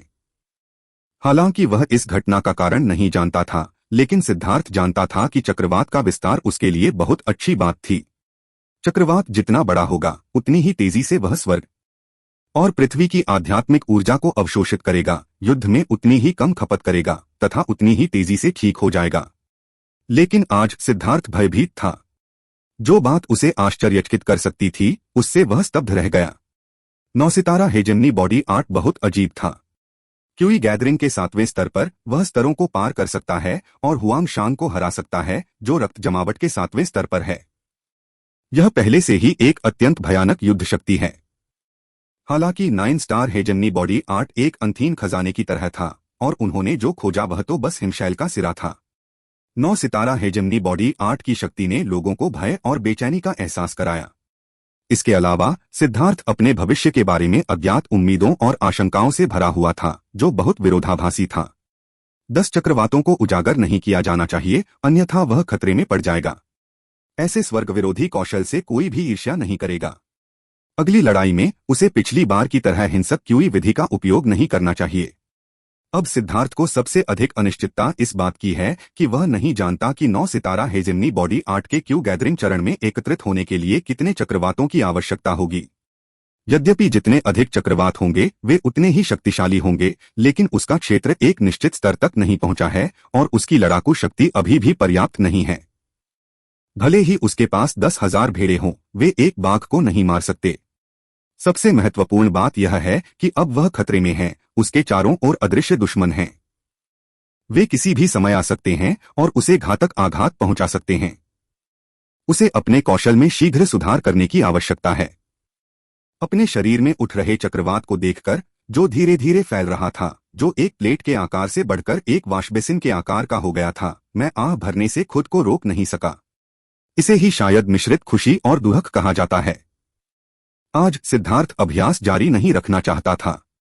उनकी वर्तमान मानसिक स्थिति अब अभ्यास के लिए उपयुक्त नहीं थी और उन्हें समायोजन की आवश्यकता थी। गुरगुर। उसके पेट से एक अजीब सी आवाज आई और इस समय सिद्धार्थ को भूख लगी थी। उसने कई दिनों से कुछ नहीं खाया था, इसलिए अगर उसे भूख न लगी हो तो यह अजीब बात होगी। मैंने दरवाजा खोला, ताजी हवा में सांस ली और पाया कि दोपहर हो चुकी थी। मैंने बावर को मेरे लिए दोपहर का भोजन तैयार करने के लिए बुलाया। सिद्धार्थ अब अपनी मां को देखने से थोड़ा डरता है, इसलिए वह छिप जाता है। बावर सिद्धार्थ के विचारों को समझ जाती है और मुस्कुराते हुए उसके लिए खाना तैयार करती है। एक प्लेट उबला हुआ चिकन, एक प्लेट मिट्टी के बर्तन में बनी मछली, 2 प्लेट शाकाहारी व्यंजन और एक बड़ा बर्तन सूप। यह सरल किंतु हार्दिक था। सिद्धार्थ ने खाना खत्म करने के बाद वह बहुत अधिक ऊर्जावान महसूस कर रहा था और 9 सितारा हेजेमनी बॉडी आर्ट का प्रभाव भी बहुत कम था। मास्टर, कोई आपको ढूंढ रहा है। कौन? लांग चेन ने पूछा। मैं भी उसे नहीं जानता। तुम जाकर देखो। मैं कुछ देर से इंतजार कर रहा हूं। मैंने देखा कि तुम बहुत खुशी से खा रहे थे, इसलिए मैंने तुम्हें परेशान नहीं किया, बावर ने मुस्कुराते हुए कहा। लांग चेन हंसा। अब लॉन्ग परिवार अच्छा समय बिता रहा था। बावर ने शरारती व्यवहार करना शुरू कर दिया और यहां तक कि मेहमानों को अकेला छोड़ने की हिम्मत भी की। जब वह लिविंग रूम में आया और आगंतुक को देखा तो सिद्धार्थ ने कभी उम्मीद नहीं की थी कि वह उससे मिलने आएगा। 7वें राजकुमार। सिद्धार्थ को वास्तव में उम्मीद नहीं थी कि जो व्यक्ति उससे मिलने आया था वह वास्तव में 7वां राजकुमार था। इंपीरियल अकादमी में हुई पिछली अप्रिय घटना के बाद से उसने फिर कभी उसके साथ कोई बातचीत नहीं की थी। लेकिन 7वां राजकुमार चू याओ का सगा भाई है और पिछली बार जो हुआ उसके लिए सिद्धार्थ को थोड़ा अफसोस हुआ। आखिरकार यह उसका भावी साला है। भाई लांग, आपको मुझे चू फेंग कहना चाहिए, 7वें राजकुमार ने जल्दी से खड़े होकर बहुत सम्मानजनक भाव से कहा। वह अपने पिछले दबंग रूप से बिल्कुल अलग व्यक्ति लग रहे थे। सिद्धार्थ ने चू याओ से सीखा कि चू फेंग एक बुरा व्यक्ति नहीं था, लेकिन उसने खुद को बचाने के लिए मूर्ख की तरह अभिनय करने की पूरी कोशिश की ताकि वह सुरक्षित रह सके। पिछली बार जो हुआ उसके लिए मुझे खेद है, सिद्धार्थ ने सिर हिलाया और चू फेंग के कंधे पर थपथपाया। भाई लांग, यह गंभीर है, चू फेंग ने जल्दी और विनम्रता से कहा। सिद्धार्थ ने मेज पर रखी चाय की केतली उठाई, 2 कप चाय डाली, एक चू फेंग को दिया और कहा, इस समय तुम यहाँ क्या कर रहे हो? इस बार चू फेंग ने राजकुमार के कपड़े नहीं पहने थे, बल्कि एक ब्रोकेड बागे पहना था जो एक साधारण राजकुमार की पोशाक की तरह लग रहा था। भाई लांग, यह। चू फेंग कुछ कहना चाहता था, लेकिन कई बार मुंह खोलने के बाद भी कुछ नहीं निकला। बस वही कहो जो तुम कहना चाहते हो, सिद्धार्थ ने चू फेंग से कहा। चू फेंग एक पल के लिए हिचकिचाया, एक गहरी सांस ली और कहा, आज रानी मां ने घोषणा की कि मेरी बहन की शादी जिया चांगफेंग से होगी और तारीख 1 अक्टूबर तय की गई है। हालांकि वह तैयार था। जब उसने खबर सुनी तो सिद्धार्थ का खून खौल उठा, उसके हाथ में कप कुचल गया और उबलती चाय उसके ऊपर छलक गई। उसकी आंखों में जानलेवा इरादा था और पूरा कमरा तुरंत ऐसा महसूस हुआ जैसे वह बर्फ के तहखाने में गिर गया हो। चू यांग अपने दिल में ठंडक महसूस करने से खुद को रोक नहीं सका। इस समय सिद्धार्थ एक क्रोधित जानवर की तरह था जो किसी भी समय हमला करने और मारने के लिए तैयार था। उसकी हत्या की मंशा इंपीरियल अकादमी में उस दिन की तुलना में 100 गुना अधिक मजबूत थी। क्या यह सच है? सिद्धार्थ ने दांत पीसते हुए पूछा। चू फेंग ने सिर हिलाया। सिद्धार्थ के दबाव के कारण उसे शब्दों का उच्चारण करने में भी कठिनाई हो रही थी। मौत की तलाश में। सिद्धार्थ बेहद गुस्से में था। उस दिन उसने शाही राजधानी में सबके सामने चू याओ को जवाब दिया, जो सभी को यह बताने के बराबर था कि चू याओ उसकी महिला थी। उसने चू याओ को प्रपोज करने के लिए मास्टर युनकी के रिश्ते पर भरोसा नहीं किया। इससे रानी मां को पर्याप्त सम्मान मिल गया और उन्हें बाहर निकलने का रास्ता मिल गया।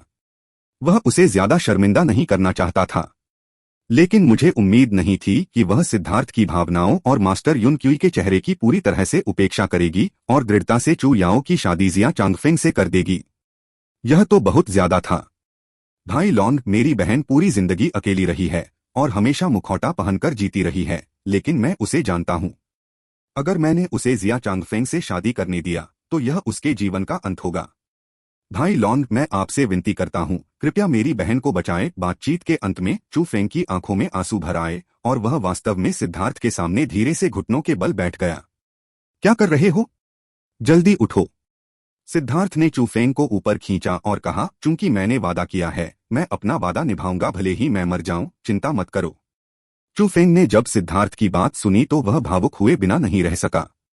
शाही महल के भीतरी प्रांगण में रहते हुए विश्वास शब्द को छोड़कर सब कुछ है।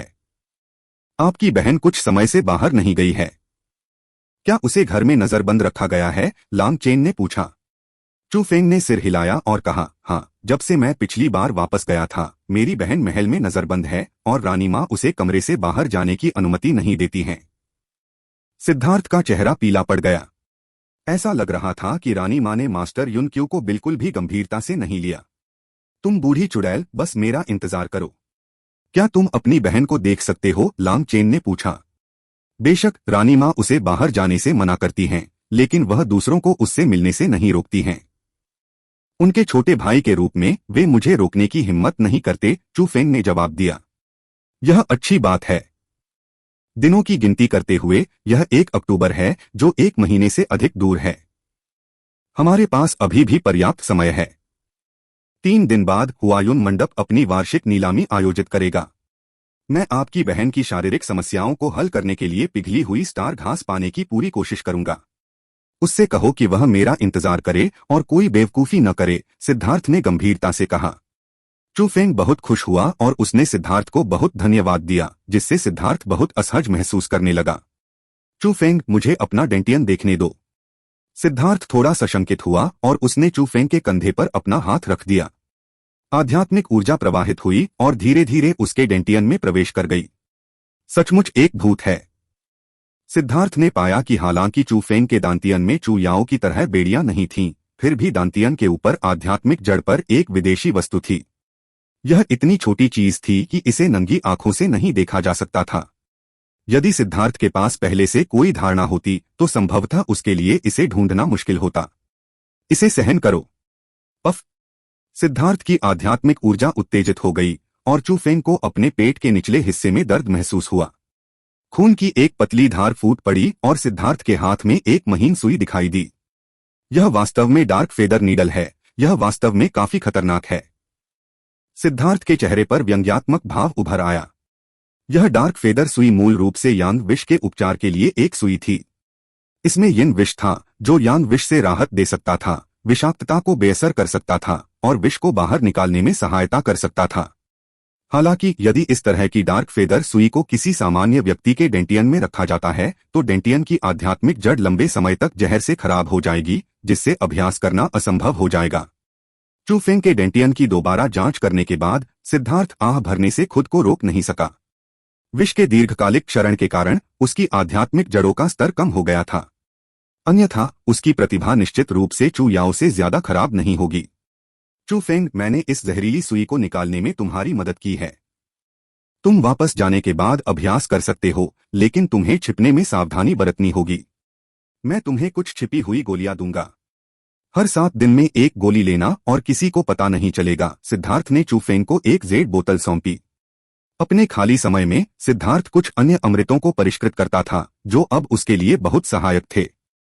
हालांकि सिद्धार्थ ने चू फेंग को यह नहीं बताया कि उसकी आध्यात्मिक जड़ें गंभीर रूप से नष्ट हो चुकी थीं और उसे डर था कि रक्त जमाव चरण उसका अंत होगा। सिद्धार्थ यह क्रूर तथ्य कहने में असमर्थ था। अफसोस के साथ साथ हमें शाही परिवार, जो मानव त्वचा में भेड़ियों का एक समूह है, से और भी अधिक घृणा होती है। क्या मैं अब अभ्यास कर सकता हूं? चू फेंग को इस पर विश्वास नहीं हुआ। वह हमेशा यही सोचता था कि वह जन्म से ही बेकार है और वह खुश होने से खुद को नहीं रोक पाता था। सिद्धार्थ चू फेंग की भावनाओं को समझ सकता था। एक ऐसे व्यक्ति के रूप में जिसे बेकार करार दिया गया था, उसे इस बात की गहरी समझ थी। ठीक है, लेकिन अपनी उपस्थिति छिपाने में सावधानी बरतना, सिद्धार्थ ने याद दिलाया। हालांकि वह जानता था कि दोनों भाई बहन निश्चित रूप से काफी सावधान थे, फिर भी सावधान रहना बेहतर है। उत्साहित चू फेंग को विदा करने के बाद सिद्धार्थ गहरी सोच में डूब गया। चू याओ और चू फेंग के अनुभवों ने उसे अपनी स्थिति के बारे में सोचने पर मजबूर कर दिया। लेकिन मैं तो और भी ज्यादा दुखी हूं। मेरी आध्यात्मिक जड़ें, आध्यात्मिक हड्डियां और आध्यात्मिक रक्त सब छीन लिए गए हैं। यद्यपि विधियां भिन्न हैं, क्या उद्देश्य समान नहीं है? उनके पिता फेंगमिन साम्राज्य में एक शीर्ष स्वामी थे। अपने पिता की वजह से किसी भी चिंता से बचने के लिए उसने खुद को विकलांग बना लिया। पिछली बार जब वह चुयाओं के साथ बातचीत कर रही थी तो उसने सिद्धार्थ को एक नाम बताया था, यिंगहो। फेंगमिन साम्राज्य के 3 महान स्वामी मार्क्विस यिंग, मार्क्विस वू और सिद्धार्थ के पिता मार्क्विस झेन्युआन हैं और उन्हें सामूहिक रूप से फेंगमिन के 3 स्तंभों के रूप में जाना जाता है। मार्क्विस झेन्युआन ने बर्बर सीमा की रक्षा की, मार्क्विस वू दक्षिणी सीमा पर तैनात थे और केवल मार्क्विस यिंग शाही राजधानी में रहे। चुयाओं के अनुसार राजकुमारों और राजकुमारियों की सारी खेती मार्क्विस वू द्वारा सिखाई गई थी। उस समय सिद्धार्थ को लगा कि मार्क्विस यिंग के साथ कुछ बहुत गड़बड़ हो सकती है। चुयाओं की स्थिति के कारण यहां तक कि उसके जैसे एक आम आदमी को भी लगा कि पहली लड़ाई के दौरान उसके साथ एक बड़ी समस्या थी। यिंगहो, जो फेंगमिन का शीर्ष गुरु है, यह कैसे नहीं देख सकता था? चूंकि वह इसके बारे में जानते थे लेकिन उन्होंने कुछ नहीं कहा, तो क्या उन्होंने भी इस मामले में भाग लिया था या उन्होंने ऐसा किया भी था? अगर उसने ऐसा किया तो क्या मेरे शरीर पर हाथ पैर भी उसी ने बनाए? ऐसा करने का उसका उद्देश्य क्या है? क्या सचमुच उन्हें नष्ट करना उचित है या फिर उनका कोई बड़ा उद्देश्य है? सिद्धार्थ के दिमाग में बहुत सारे प्रश्नचिन्ह घूम रहे थे, जिससे उसे भयंकर सिरदर्द हो रहा था। ये चीजें एक उलझी हुई गड़बड़ी की तरह थीं, एक के बाद एक ढेर हो गईं और उन्हें सुलझाना असंभव था। भूल जाओ। लोमड़ी चाहे कितनी भी चालाक क्यों न हो, वह अंततः अपनी पूंछ दिखाएगी।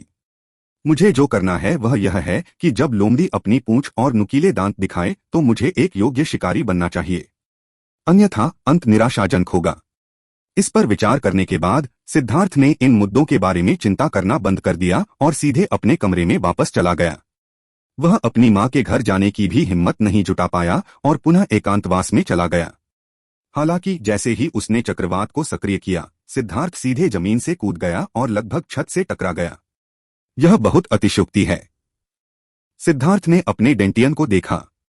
10 सुव्यवस्थित चक्रवातों का बढ़ना बंद हो गया था, लेकिन प्रत्येक चक्रवात 3 फुट के भयावह व्यास तक पहुंच गया था, जिससे सिद्धार्थ सचमुच डर गया था। पिछले चक्रवात की तुलना में वर्तमान चक्रवात अत्यधिक भयावह है। जैसे जैसे चक्रवात धीरे धीरे घूमता है, स्वर्ग और पृथ्वी की आध्यात्मिक ऊर्जा ज्वार की तरह फेंगफू स्टार में वापस प्रवाहित होती है और इसकी गति पहले की तुलना में सैकड़ों गुना तेज होती है। सिद्धार्थ वास्तव में आश्चर्यचकित और खुश था, लेकिन कुछ सांसों के अभ्यास के बाद सिद्धार्थ को कुछ गड़बड़ लगी। 10 चक्रवात 10 विशाल जल पाइपों के समान थे, जो स्वर्ग और पृथ्वी की आध्यात्मिक ऊर्जा को अवशोषित कर रहे थे। हालांकि आसपास के स्वर्ग और पृथ्वी की आध्यात्मिक ऊर्जा 10 चक्रवातों के अवशोषण को पूरा नहीं कर सकी और क्षीण होने लगी। बाद में जब एक ही समय में 10 चक्रवात खोले गए तो स्वर्ग और पृथ्वी से अवशोषित आध्यात्मिक ऊर्जा की मात्रा उतनी ही थी जितनी एक चक्रवात खोलने पर थी, क्योंकि स्वर्ग और पृथ्वी से केवल इतनी ही आध्यात्मिक ऊर्जा पास में थी। नहीं, हमें जगह बदलनी होगी। उस रात सिद्धार्थ ने अपनी आभा को छुपाया, चुपचाप शहर की दीवार को पार किया, शहर को चुपचाप छोड़ दिया और हरे धुएं की एक लपट की तरह पवन का पीछा करते हुए कदमों का अनुसरण करना शुरू कर दिया। सीधे लोकसिया पर्वत की ओर बढ़ रहा था। रात में लोकसिया पर्वत शांतिपूर्ण था और दृश्य वैसा ही था। हालांकि यह नहीं कहा जा सकता था कि चीजें और लोग बदल गए थे, लेकिन इससे सिद्धार्थ थोड़ा भावुक भी हो गया। पहली बार जब मैं यहां आया था तो मेंगक्वी के साथ आया था। मेंगक्वी की अद्वितीय सुंदरता और उसकी कोमल आंखों के बारे में सोचकर मेरा दिल उत्साहित हो गया। जब वह दूसरी बार आया तो चुयाओं ने उसे जाल में फंसा लिया। जो मूलतः बदला था वह एक सुंदर दृश्य में बदल गया। अब जब मेंगक्यू चला गया है तो जियानिंग उलझन में है और वह नहीं जानता कि वह अब कैसी है या क्या वह उसे भूल गई है। और भाई क्यूशी ने तो उसे लगभग मौत के घाट उतार दिया था। उस बेवकूफ के बारे में सोचते हुए सिद्धार्थ को गुस्सा आया, मानो वह तिरस्कार भरी नजर फिर से उसके सामने आ गई हो। मेंगक्यू चला गया है, चुयाओ घर में नजरबंद है और अब वह अकेला बचा हुआ है। यह वास्तविकता की क्रूरता है। बिना ताकत के जीने को जीना नहीं कहा जा सकता, उसे केवल जीवित रहना कहा जा सकता है। यदि आप सम्मान के साथ जीना चाहते हैं तो आपके पास उसके अनुरूप शक्ति भी होनी चाहिए। यह सच्चाई है। अपने आसपास के दृश्य को देखने के बाद सिद्धार्थ ने गहरी सांस ली। वह एक बड़ी चट्टान पर पैर मोड़कर बैठ गया और धीरे धीरे चीखा संचार करने लगा। समय की एक धूप छड़ी के बाद स्वर्ग और पृथ्वी की आध्यात्मिक ऊर्जा अभी भी पर्याप्त नहीं थी। हालांकि यहाँ स्वर्ग और पृथ्वी की आध्यात्मिक ऊर्जा घर की तुलना में दोगुनी से भी अधिक प्रबल है, इसलिए यह एक व्यर्थ यात्रा नहीं है। 2 दिन बाद जब पूर्व में आकाश में भोर की एक झलक दिख रही थी, सिद्धार्थ के शरीर से एक जोरदार धमाका हुआ और उसने धीरे से अपनी आंखें खोलीं। उसके चेहरे पर एक अजीब भाव था। उन्होंने वास्तव में एक और चक्रवात को संघनित कर दिया। अब चक्रवातों की संख्या 11 तक पहुंच गई है, जिससे सिद्धार्थ को राहत मिली। 9 सितारा आधिपत्य शरीर कला, आप कब तक मुझे क्यूई सभा क्षेत्र में रहना चाहते हैं? सिद्धार्थ ने अपने शरीर में फिर से उठने वाले चक्रवात को देखा और वह खुश और चिंतित महसूस करने से खुद को रोक नहीं सका। यह अभी भी वही पुरानी कहावत थी, दर्द और खुशी। घर लौटने के बाद सिद्धार्थ ने एक पल के लिए सोचा, फिर कीमियागर संघ की ओर भागा और कुछ औषधीय जड़ी बूटियां खरीदी। कमरे में रखी औषधीय जड़ी बूटियों को देखकर सिद्धार्थ के चेहरे पर उत्सुकता झलक रही थी। अब नई डैन फायर को आजमाने का समय आ गया है। धमाका! कीमिया भट्ठी कुछ देर तक हिली और फिर धीरे धीरे शांत हो गई। भट्ठी का ढक्कन धीरे से खोला गया और प्रकाश का एक प्रभामंडल ऊपर उठा, जिसने छोटे से घर में थोड़ी रोशनी फैला दी। सिद्धार्थ ने भट्ठी में रखी एक गोली को देखा जो रात के मोती की तरह दिख रही थी और वह खुशी से फूला नहीं समा रहा था। एक उच्च कोटि की गोली। उसने अंततः एक उच्च कोटि की गोली बना ली थी। निम्न श्रेणी के अमृतों की पहचान का मानक अमृत की सुगंध है, मध्यम श्रेणी के अमृतों की पहचान का मानक अमृत के स्वरूप हैं, तथा उच्च श्रेणी के अमृतों की पहचान का मानक अमृत का हल्का प्रभामंडल है, जो इस बात का संकेत है कि अमृत ने औषधीय गुणों को अपने भीतर मजबूती से बंद कर लिया है। पूरे फेंगमिंग साम्राज्य में मास्टर युनकी के अलावा ऐसा कोई भी नहीं है जो उच्च श्रेणी के अमृत को परिष्कृत कर सके। प्रभामंडल थोड़ा धुंधला है। ऐसा इसलिए होना चाहिए क्योंकि वर्तमान गोली की आग को पूरी तरह से नियंत्रित नहीं किया गया है, जिससे कुछ खामियां रह गई हैं। लेकिन यह पर्याप्त है। इस उच्च श्रेणी की गोली को देखकर सिद्धार्थ का दिल गर्व से भर गया। इस गोली का नाम था मांस और हड्डी नवीनीकरण गोली। यह सिद्धार्थ की आत्मा में गोली सम्राट की स्मृति थी। हालांकि यह दूसरे स्तर की गोली थी, लेकिन इस गोली का नुस्खा इस दुनिया में विलुप्त हो चुका था और सिद्धार्थ के हाथ में केवल एक ही गोली थी। उन्होंने मांस बढ़ाने वाली और हड्डियां बनाने वाली उच्च कोटि की गोलियों के साथ साथ बाकी बची हुई गोलियां भी रख दीं। पूरी रात गोलियां खाने के बाद उसे थोड़ी थकान महसूस हुई। भोर होने में अभी 1 घंटा बाकी था, इसलिए सिद्धार्थ ने अपनी आंखें बंद कर लीं और आराम किया। धीरे धीरे अपनी नष्ट हो चुकी आत्मिक शक्ति को पुनः प्राप्त किया। पशु अग्नि को अवशोषित करने के बाद गोली की अग्नि की शक्ति 10 गुना से भी अधिक प्रबल हो गई, लेकिन इसे नियंत्रित करने में आत्मा का बहुत अधिक हिस्सा नष्ट हो गया। खासकर चूंकि सिद्धार्थ अभी तक पूरी तरह से नई डैन फायर के अनुकूल नहीं हुआ है, इसलिए उसे अधिक ऊर्जा की खपत होती है और उसे कुछ समय के लिए स्वस्थ होने की आवश्यकता होती है। जब सूर्य ने शाही राजधानी पर अपनी पहली किरण डाली तो सिद्धार्थ ने धीरे से अपनी आंखें खोली। नाश्ते के बाद सिद्धार्थ ने अपनी गोलियां लीं और सीधे हुआयुन मंडप में चला गया। आज वह दिन था जब हुआयुन पैवेलियन की वार्षिक नीलामी शुरू होनी थी। हालांकि नीलामी दोपहर तक शुरू नहीं होगी। इस तरह की नीलामी लगातार 3 दिनों तक चलती थी, इसलिए कोई भी व्यक्ति जानबूझकर वहां जल्दी नहीं जाता था। लांग चेन पहले थे। हुआयुन मंडप शहर के उत्तर में स्थित है। यद्यपि यह मुख्य मार्ग से थोड़ा हटकर है, फिर भी यह शाही राजधानी के केंद्र में है। लगभग 100 फीट ऊंची एक भव्य इमारत है हुआयुन पैवेलियन। जैसे ही उसने हुआयुन मंडप के हॉल में प्रवेश किया, सुंदर चेहरे और आकर्षक आकृति वाली 4 लड़कियों ने सिद्धार्थ का स्वागत किया। नमस्ते सर, क्या मैं पूछ सकता हूँ? हाँ। लड़कियां उसका स्वागत करने की आदी थीं, लेकिन जब उन्होंने सिद्धार्थ का चेहरा स्पष्ट रूप से देखा तो वे सभी आश्चर्यचकित हो गईं और उसे घूरने लगीं। सिद्धार्थ दंग रह गया और अपने कपड़ों की ओर देखने लगा। उसने बाहर जाने से पहले ही अपने कपड़े बदल लिए थे, इसलिए कोई समस्या नहीं होनी चाहिए। तुम इतनी सुबह इतनी जल्दी कैसे हंगामा कर सकते हो? मैंने तुम्हें कुछ दिन पहले कैसे प्रशिक्षित किया था? तुम इतने अज्ञानी क्यों हो?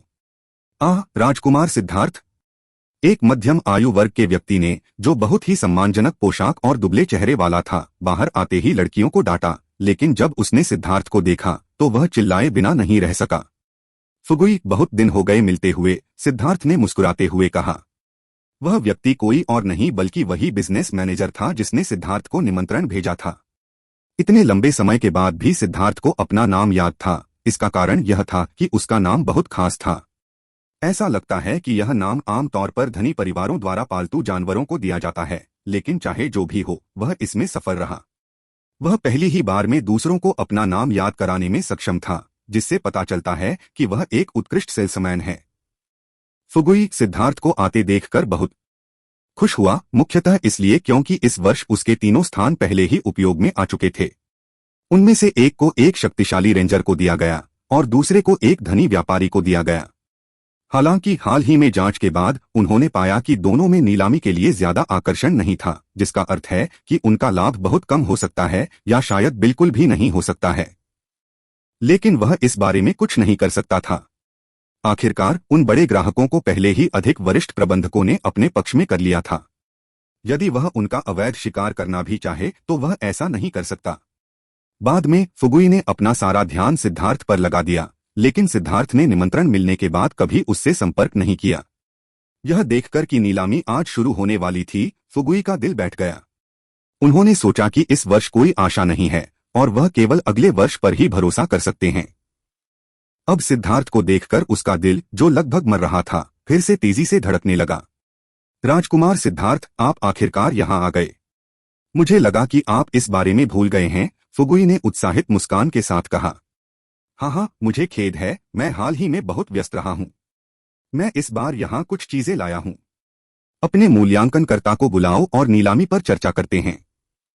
आखिरकार अब समय थोड़ा कम है, सिद्धार्थ ने मुस्कुराते हुए कहा। ठीक है राजकुमार सिद्धार्थ, कृपया मेरे पीछे आइए। यह सुनकर कि सिद्धार्थ कुछ लेकर आया है, फुगुई बहुत खुश हुआ और जल्दी से सिद्धार्थ को ऊपर ले गया। शेष 4 लड़कियां तब तक अचंभित होकर सिद्धार्थ को देखती रहीं, जब तक कि सिद्धार्थ का शरीर उनकी आंखों से पूरी तरह उझल नहीं हो गया। हे भगवान, मैं वास्तव में उस महान व्यक्ति से मिला। वह शाही राजधानी में युवा पीढ़ी के नंबर 1 व्यक्ति हैं और हम उनसे इतने करीब से मिल पाए। मैं बहुत खुश हूं। जैसे ही कई लड़कियां गुप्त रूप से चर्चा कर रही थीं, फुगुई ने सिद्धार्थ को एक बहुत ही शानदार बॉक्स में ले जाया।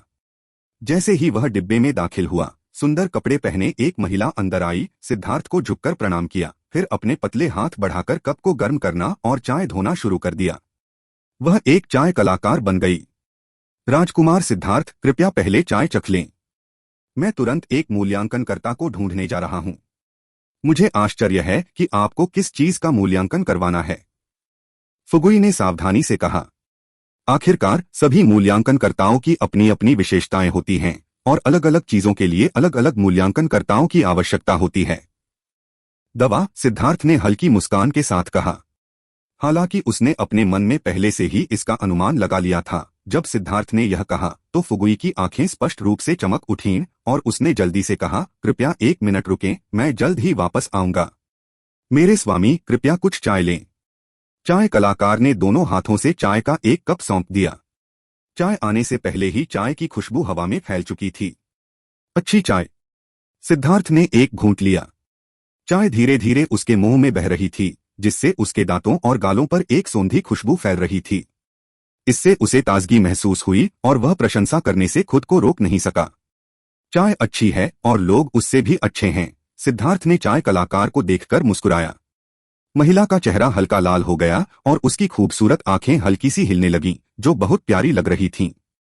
हालांकि उसके हाव भाव के कारण सिद्धार्थ की उसके प्रति मूल प्रशंसा बिना किसी निशान के मुर्गोब हो गई। महिला की चाय बनाने की कुशलता अत्यंत परिष्कृत थी, विशेषकर पानी के तापमान और कप बदलने पर उसका नियंत्रण। इससे सिद्धार्थ को उसके प्रति थोड़ा सम्मान महसूस हुआ। आखिरकार कौशल वाले लोग सम्मान के पात्र हैं। हालांकि स्वीकार करने की इच्छा के साथ साथ चुने जाने की इच्छा की यह अभिव्यक्ति थोड़ी निराशाजनक थी। सिद्धार्थ को घृणा महसूस हुई और उसने चाय पीना बंद कर दिया तथा आराम करने के लिए अपनी आंखें बंद कर लीं। चाय कलाकार को अचानक शर्मिंदगी महसूस हुई। उसे उम्मीद नहीं थी कि उसकी आजमाई हुई विधि काम नहीं करेगी। वह सिद्धार्थ को नहीं जानती थी और अब वह सपने देखने की उम्र में नहीं थी। वह नहीं जानती थी कि उसके सामने खड़ा युवक फेंगमिन का सबसे प्रसिद्ध व्यक्ति था। सौभाग्यवश यह अजीब माहौल ज्यादा देर तक नहीं रहा। फुगुई वापस आया और उसी समय एक 60 साल का बूढ़ा आदमी उसके सामने प्रकट हुआ। जैसे ही दोनों वहां पहुंचे, चाय कलाकार जल्दी से पीछे हट गया। जैसे ही बूढ़ा आदमी अंदर आया, उसने एक हाथ से अपनी छाती साफ की और फार्मासिस्ट का शिष्टाचार निभाया। नमस्कार प्रिंस सिद्धार्थ। मुझे अपना परिचय देने दीजिए। मेरा नाम कियान फू है। हम दोनों कीमिया के शिष्य हैं। आपके मार्गदर्शन के लिए धन्यवाद। सिद्धार्थ अवाक रह गया। इसमें कोई आश्चर्य की बात नहीं थी कि वह इतने शुभ नाम वाले एक व्यवसायी थे। वह खड़ा हुआ और एक कीमियागर की शिष्टता दिखाते हुए बोला, महामहिम बहुत विनम्र हैं। जब कीमिया के अनुभव की बात आती है तो आप वरिष्ठ हैं। दोनों पक्षों के बीच थोड़ी विनम्रता से बातचीत के बाद सिद्धार्थ सीधे मुद्दे पर आया और कहा, मुझे इस बार कुछ गोलियां नीलाम करनी हैं। कृपया पहले देख लें। सिद्धार्थ ने अपनी बात समाप्त करने के बाद कियान फू को एक जेड बोतल सौंपी। कियान फू ने सावधानी से जेड की बोतल ली, दस्ताने पहने और अंदर की गोलियां डालने के लिए एक जेड प्लेट निकाली। यह है। जब कियान फू ने गोली देखी तो उसे यह जानकर खुशी हुई कि यह दूसरी श्रेणी की इंटरमीडिएट गोली थी। हालांकि जब उसने यह देखना चाहा कि यह किस प्रकार की गोली है तो वह अचंभित रह गया। वह इसे पहचान नहीं सका। हालांकि कियान फू की प्रतिभा सीमित थी और वह सिर्फ एक कीमिया प्रशिक्षु था। उसने अपने जीवन में अनगिनत अमृत देखे थे, अन्यथा वह हुआयुन मंडप का शीर्ष मूल्यांकनकर्ता नहीं बन पाता। लेकिन ऐसी दूसरी स्तर की गोली भी उसे परेशान कर गई। उन्होंने उसे काफी देर तक देखा, कुछ देर तक सूंघा और फिर उसका परीक्षण करने के लिए कई छोटे छोटे उपकरण निकाले। एक व्यस्त अवधि के बाद कियान फू कुछ शर्मिंदा दिखने से खुद को रोक नहीं सका। उसे नहीं पता था कि यह किस प्रकार की गोली थी। एक मूल्यांकनकर्ता के रूप में यह उनके लिए एक तमाचे के समान था। कियान फू की अभिव्यक्ति सिद्धार्थ की उम्मीदों के अनुरूप थी। यह मांस बढ़ाने वाली और हड्डी बनाने वाली गोली, जो मूल रूप से गोली सम्राट की आत्मा से आई थी, एक बहुत ही अलोकप्रिय गोली थी।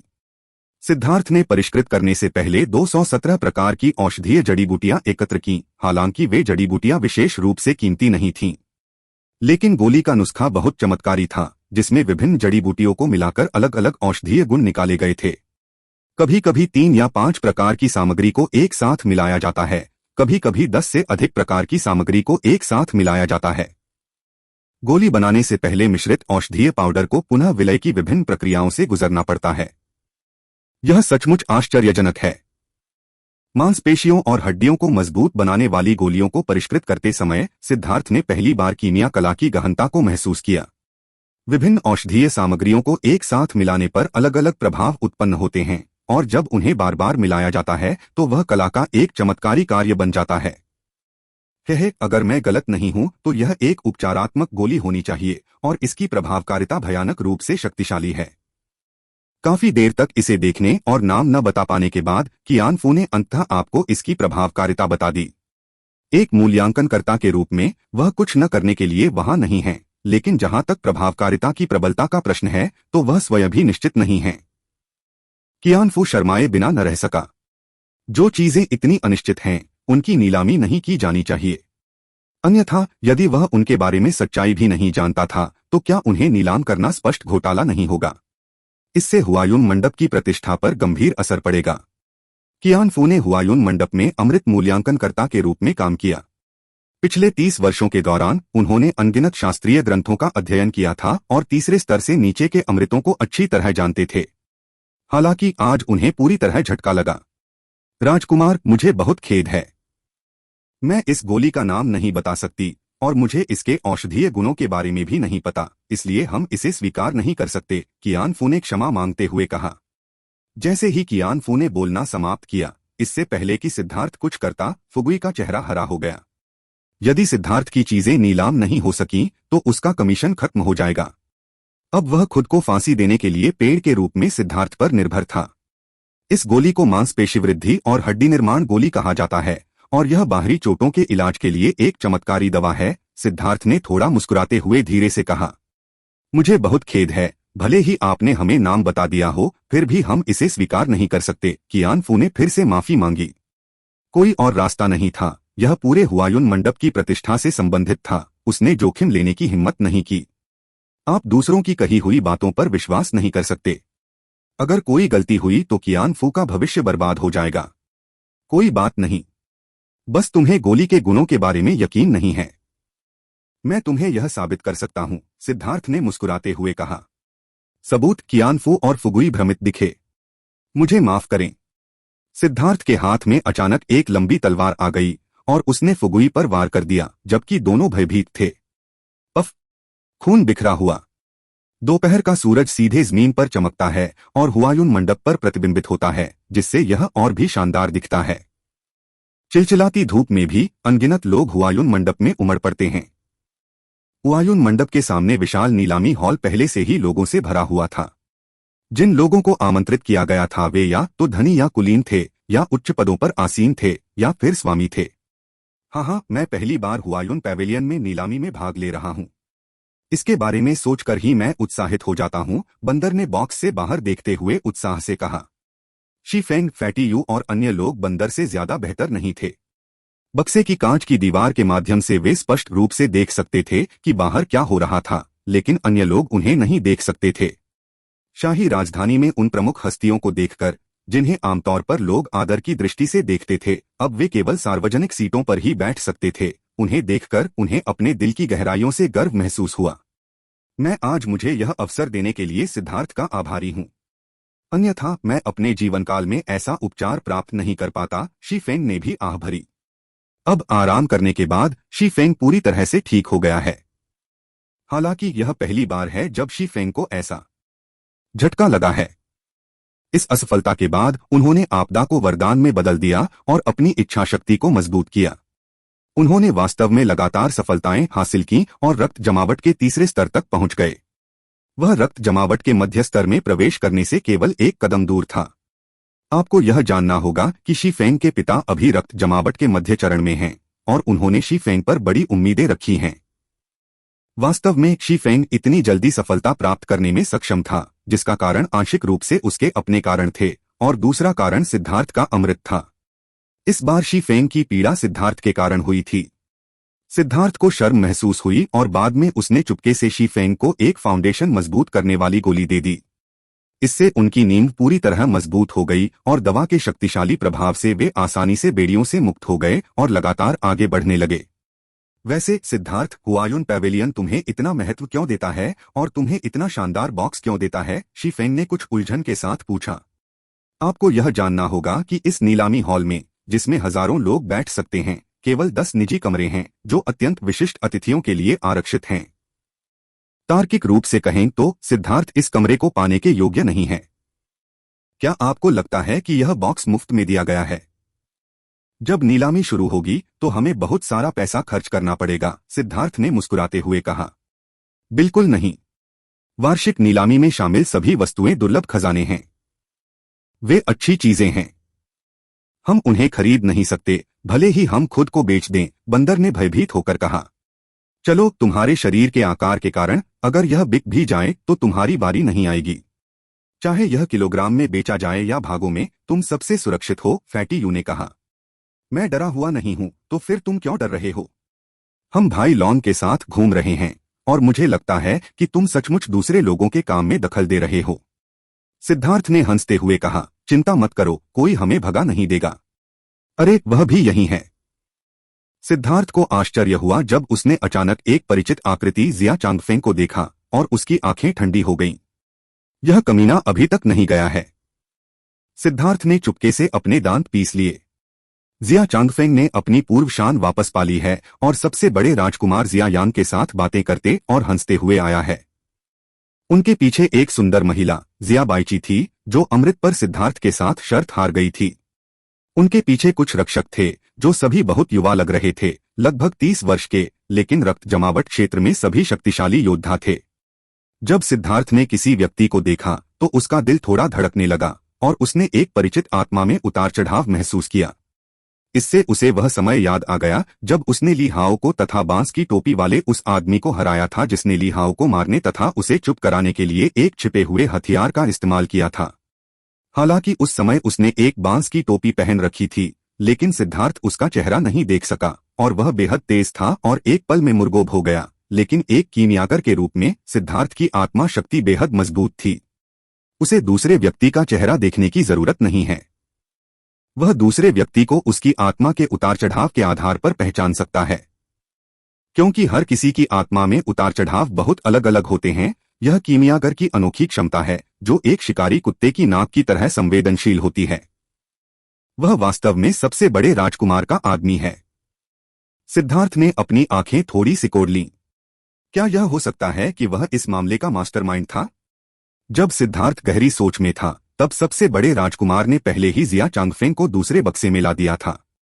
देखो, चौथा राजकुमार भी यहाँ है, बंदर ने कहा। सिद्धार्थ ने पारदर्शी दीवार के माध्यम से चौथे राजकुमार और अन्य राजकुमारों को देखा, लेकिन उसने चूफेंग को नहीं देखा। वह इस समय छिपकर अभ्यास कर रहा होगा। चौथे राजकुमार और कई अन्य राजकुमार भी एक बक्से में प्रवेश कर गए, लेकिन यह प्रथम राजकुमार और जिया चांगफेंग के बक्से जैसा नहीं था। आज हम अंतः राजकुमार बनने की अपनी इच्छा पूरी कर सकते हैं, बंदर ने मुस्कुराते हुए कहा। राजकुमार स्तर के व्यक्ति के साथ एक ही बॉक्स में बैठना मेरे लिए सम्मान की बात थी। वे सभी जानते थे कि राजकुमारों के इस बक्से में प्रवेश करने का कारण एक ओर तो उनका कुलीन दर्जा था और दूसरी ओर उनकी बड़ी जेबें थीं। तभी एक आदमी धीरे से हॉल में दाखिल हुआ। उसका शरीर पतला और चेहरा गोरा था। यद्यपि वह 40 वर्ष का लग रहा था, फिर भी वह लोगों को बहुत सुंदर महसूस कराता था। हालांकि उनकी सुंदरता लोगों को एक स्त्रीयोचित कोमलता प्रदान करती थी। जब इस तरह की स्त्रीत्व किसी पुरुष में दिखाई देती थी, तो सिद्धार्थ को ठंड का एहसास होता था।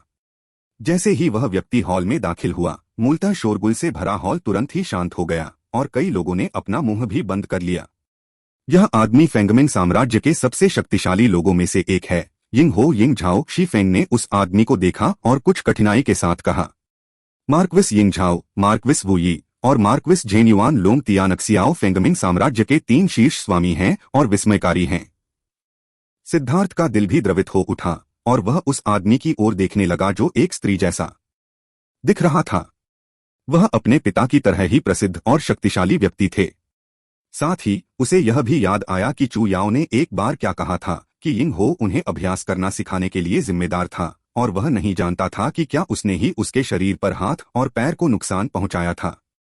जैसे ही सिद्धार्थ यिंग हो को देख रहा था, यिंग हो ने अचानक अपना सिर उठाया और इधर देखा।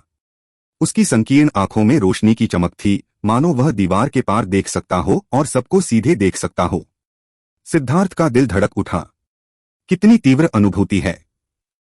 इसमें कोई आश्चर्य नहीं कि उसे फेंगमिन साम्राज्य में सबसे शक्तिशाली कहा जाता था। हालांकि वह कोई कीमियागर नहीं था, फिर भी यह धारणा बहुत डरावनी थी। यिंग हो ने यहाँ बॉक्स पर एक नजर डालने के बाद वह धीरे धीरे दूसरे बॉक्स में चला गया, जैसे कि कुछ भी नहीं हुआ था। कई और लोग आए और बॉक्स में प्रवेश कर गए। शी फेंग के परिचय के अनुसार उनमें से एक धनी व्यापारी था और कई अन्य स्थानीय व्यवसायी थे। सिद्धार्थ ने सिर हिलाया। आखिरकार हुआयुन पैवेलियन व्यवसाय कर रहा था और उसे चीजें बेचने की जरूरत थी। ऊंचे दाम पर बेचना सही बात थी और कुछ उच्चस्तरीय ग्राहक मिलना सामान्य बात थी। हमारे वार्षिक हुआयुन नीलामी कार्यक्रम में सभी नए और पुराने मित्रों का स्वागत है। हुआयुन मंडप के मुख्य नीलामीकर्ता के रूप में मैं आपके समर्थन का हार्दिक स्वागत करता हूं। घाटी में गाते हुए पीले ओरियोल जैसी आवाज पूरे हॉल में गूंज रही थी। सबसे पहले आवाज सुनाई दी और फिर मंच पर एक पर्दा धीरे धीरे खुला और सबके सामने एक खूबसूरत वेशभूषा वाली महिला प्रकट हुई। जैसे ही वह महिला प्रकट हुई, उसने वहां उपस्थित सभी लोगों को आश्चर्यचकित कर दिया। वह एक अत्यंत सुंदर महिला थी। वह लगभग 25 या 26 साल की लग रही थी। उसकी भौहें विलो के आकार की, आंखें फीनिक्स जैसी, गाल गुलाबी थे और उसकी संकीर्ण आंखों में एक आकर्षक झलक थी। सबसे भयानक बात यह है कि उसने एक तंग लंबी पोशाक और छाती पर एक ट्यूब टॉप पहना हुआ था, जिससे उसकी बर्फसफेद और कोमल त्वचा का एक बड़ा क्षेत्र सभी के सामने उजागर हो रहा था। अगर ये ही होते तो ठीक था, लेकिन सबसे भयावह चीज है वह गहरी दरार, जिसके कारण लोग अंदर देखने से खुद को रोक नहीं पाते। लेकिन जब वह मंच पर खड़ी हुई तो वह एक अप्राप्य कोण था। दर्शकों में से कई लोग चुपके से खड़े हो गए, फिर अनिच्छा से बैठ गए, ऊपर बॉक्स की ओर देखते हुए, और ईर्ष्या महसूस करने से खुद को रोक नहीं सके। फैटी यू, मंकी और अन्य लोगों की आंखें लगभग बाहर निकल आईं। यहां तक कि शी फेंग भी शून्य भाव से देखने से खुद को नहीं रोक सका। कई लोग पारदर्शी दीवार से इतनी मजबूती से चिपके हुए थे कि सिद्धार्थ को चिंता थी कि वे दीवार तोड़कर नीचे गिर जाएंगे। हालांकि सिद्धार्थ को यह स्वीकार करना पड़ा कि यह महिला बहुत सुंदर थी, हालांकि मेंक्यू जितनी सुंदर नहीं थी और चू याओ से थोड़ी कमतर थी। हालांकि यह महिला एक आकर्षक शरीर के साथ पैदा हुई थी और वह जानती थी कि कैसे खुद को तैयार करना है, जिससे उसकी सभी प्रतिभाएं सामने आती हैं। उसकी मारक क्षमता इतनी भयानक थी कि वह, जो मूलतः 60% सुंदर थी, 120% आकर्षक लगने लगी। पा सिद्धार्थ ने फैटी यू के कंधे को थपथपाया और डांटने से खुद को रोक नहीं सका। क्या तुम लोग थोड़ा और होनहार नहीं हो सकते? तब शी फेंग और अन्य लोगों ने प्रतिक्रिया व्यक्त की और गंभीर होने का नाटक करते हुए जल्दी से पीछे हट गए। फैटी यू ने उदासीनता से कहा, भाई लांग, यह ठीक है। यह दीवार बहुत मजबूत है और गिरेगी नहीं। मुझे दीवार की चिंता नहीं है। मुझे चिंता है कि अगर आप इसे देखते रहेंगे तो पानी आपके टखनों को डुबो देगा। सिद्धार्थ ने दुखी होकर कहा, जमीन पर लार के एक बड़े तालाब की ओर इशारा करते हुए। सभी लोग शर्मा गए और जल्दी से अपनी सीटों पर वापस चले गए। साथ ही वे मन ही मन सिद्धार्थ के दृढ़ संकल्प की प्रशंसा करने से खुद को रोक नहीं सके। महिला स्पष्टतः ऐसे दृश्यों की आदी थी। उसे यह बिल्कुल भी अजीब नहीं लगा, न ही उसने कोई शर्मिंदगी दिखाई। इसके बजाय उसने खुले तौर पर कहा, मैं याओ निकियान हूं। मैं प्रतिभाशाली नहीं हूं, लेकिन मैं इस नीलामी की नीलामीकर्ता बनूंगी। कृपया मेरा ख्याल रखें। अपनी बात समाप्त करने के बाद याओ निकियान ने अपनी कमर हिलाई और सभी को थोड़ा सा झुकाया। जो दृश्य केवल बक्से में ही देखा जा सकता था, वह अचानक सबके सामने प्रस्तुत हो गया। नीचे खड़े लोगों में हलचल मच गई, लेकिन दुर्भाग्य से याओ निकियान ने बहुत जल्दी सलामी दी और इससे पहले कि कोई प्रतिक्रिया कर पाता, वह पहले ही गरिमापूर्ण तरीके से सीधी खड़ी हो गई। सिद्धार्थ अपने होठों को थोड़ा सा सिकोड़ने से खुद को रोक नहीं सका। वह हुआयुम मंडप की अधिकाधिक प्रशंसा करने लगा। फुगुई से लेकर कियानफू और फिर वर्तमान मुख्य नीलामीकर्ता तक, उनमें से प्रत्येक को पैसे का जुनून था। यह नीलामीकर्ता तो और भी अधिक प्रत्यक्ष था और उसने वास्तव में कहा, मुझे आपका पैसा चाहिए। लेकिन सिद्धार्थ को यह स्वीकार करना पड़ा कि याओ निकियान बहुत साधन संपन्न थी और पुरुषों के दिलों को नियंत्रित करने में उसे बहुत अनुभव था। प्रकट करना चाहते हैं लेकिन अभी तक प्रकट नहीं करते, विरोध करना चाहते हैं लेकिन स्वागत भी करना चाहते हैं। वह धुंधला दृश्य लगभग हर किसी की इच्छा को जगाता है। नीलामी अभी शुरू भी नहीं हुई है, लेकिन कई युवा अभी से ही इसमें व्यस्त हैं। इस समय सिद्धार्थ को याद आया कि फुगुई ने इतने विश्वास के साथ क्यों कहा था कि नीलामीकर्ता द्वारा बढ़ा चढ़ाकर बताए जाने के बाद यह वस्तुनिश्चित रूप से उनके हाथों में आसमान छूती कीमत पर बिकेगी। इस बार सिद्धार्थ ने इस पर विश्वास किया। पूरे दृश्य को देखते हुए, जो लगभग उसकी अपनी लय का अनुसरण कर रहा था, याओ निकियान के सुंदर चेहरे पर एक मुस्कान दिखाई दी। उसने अपने जेड हाथों से ताली बजाई और मंच का मध्य भाग धीरे धीरे खुला, जिससे एक छोटा पत्थर का मंच दिखाई दिया।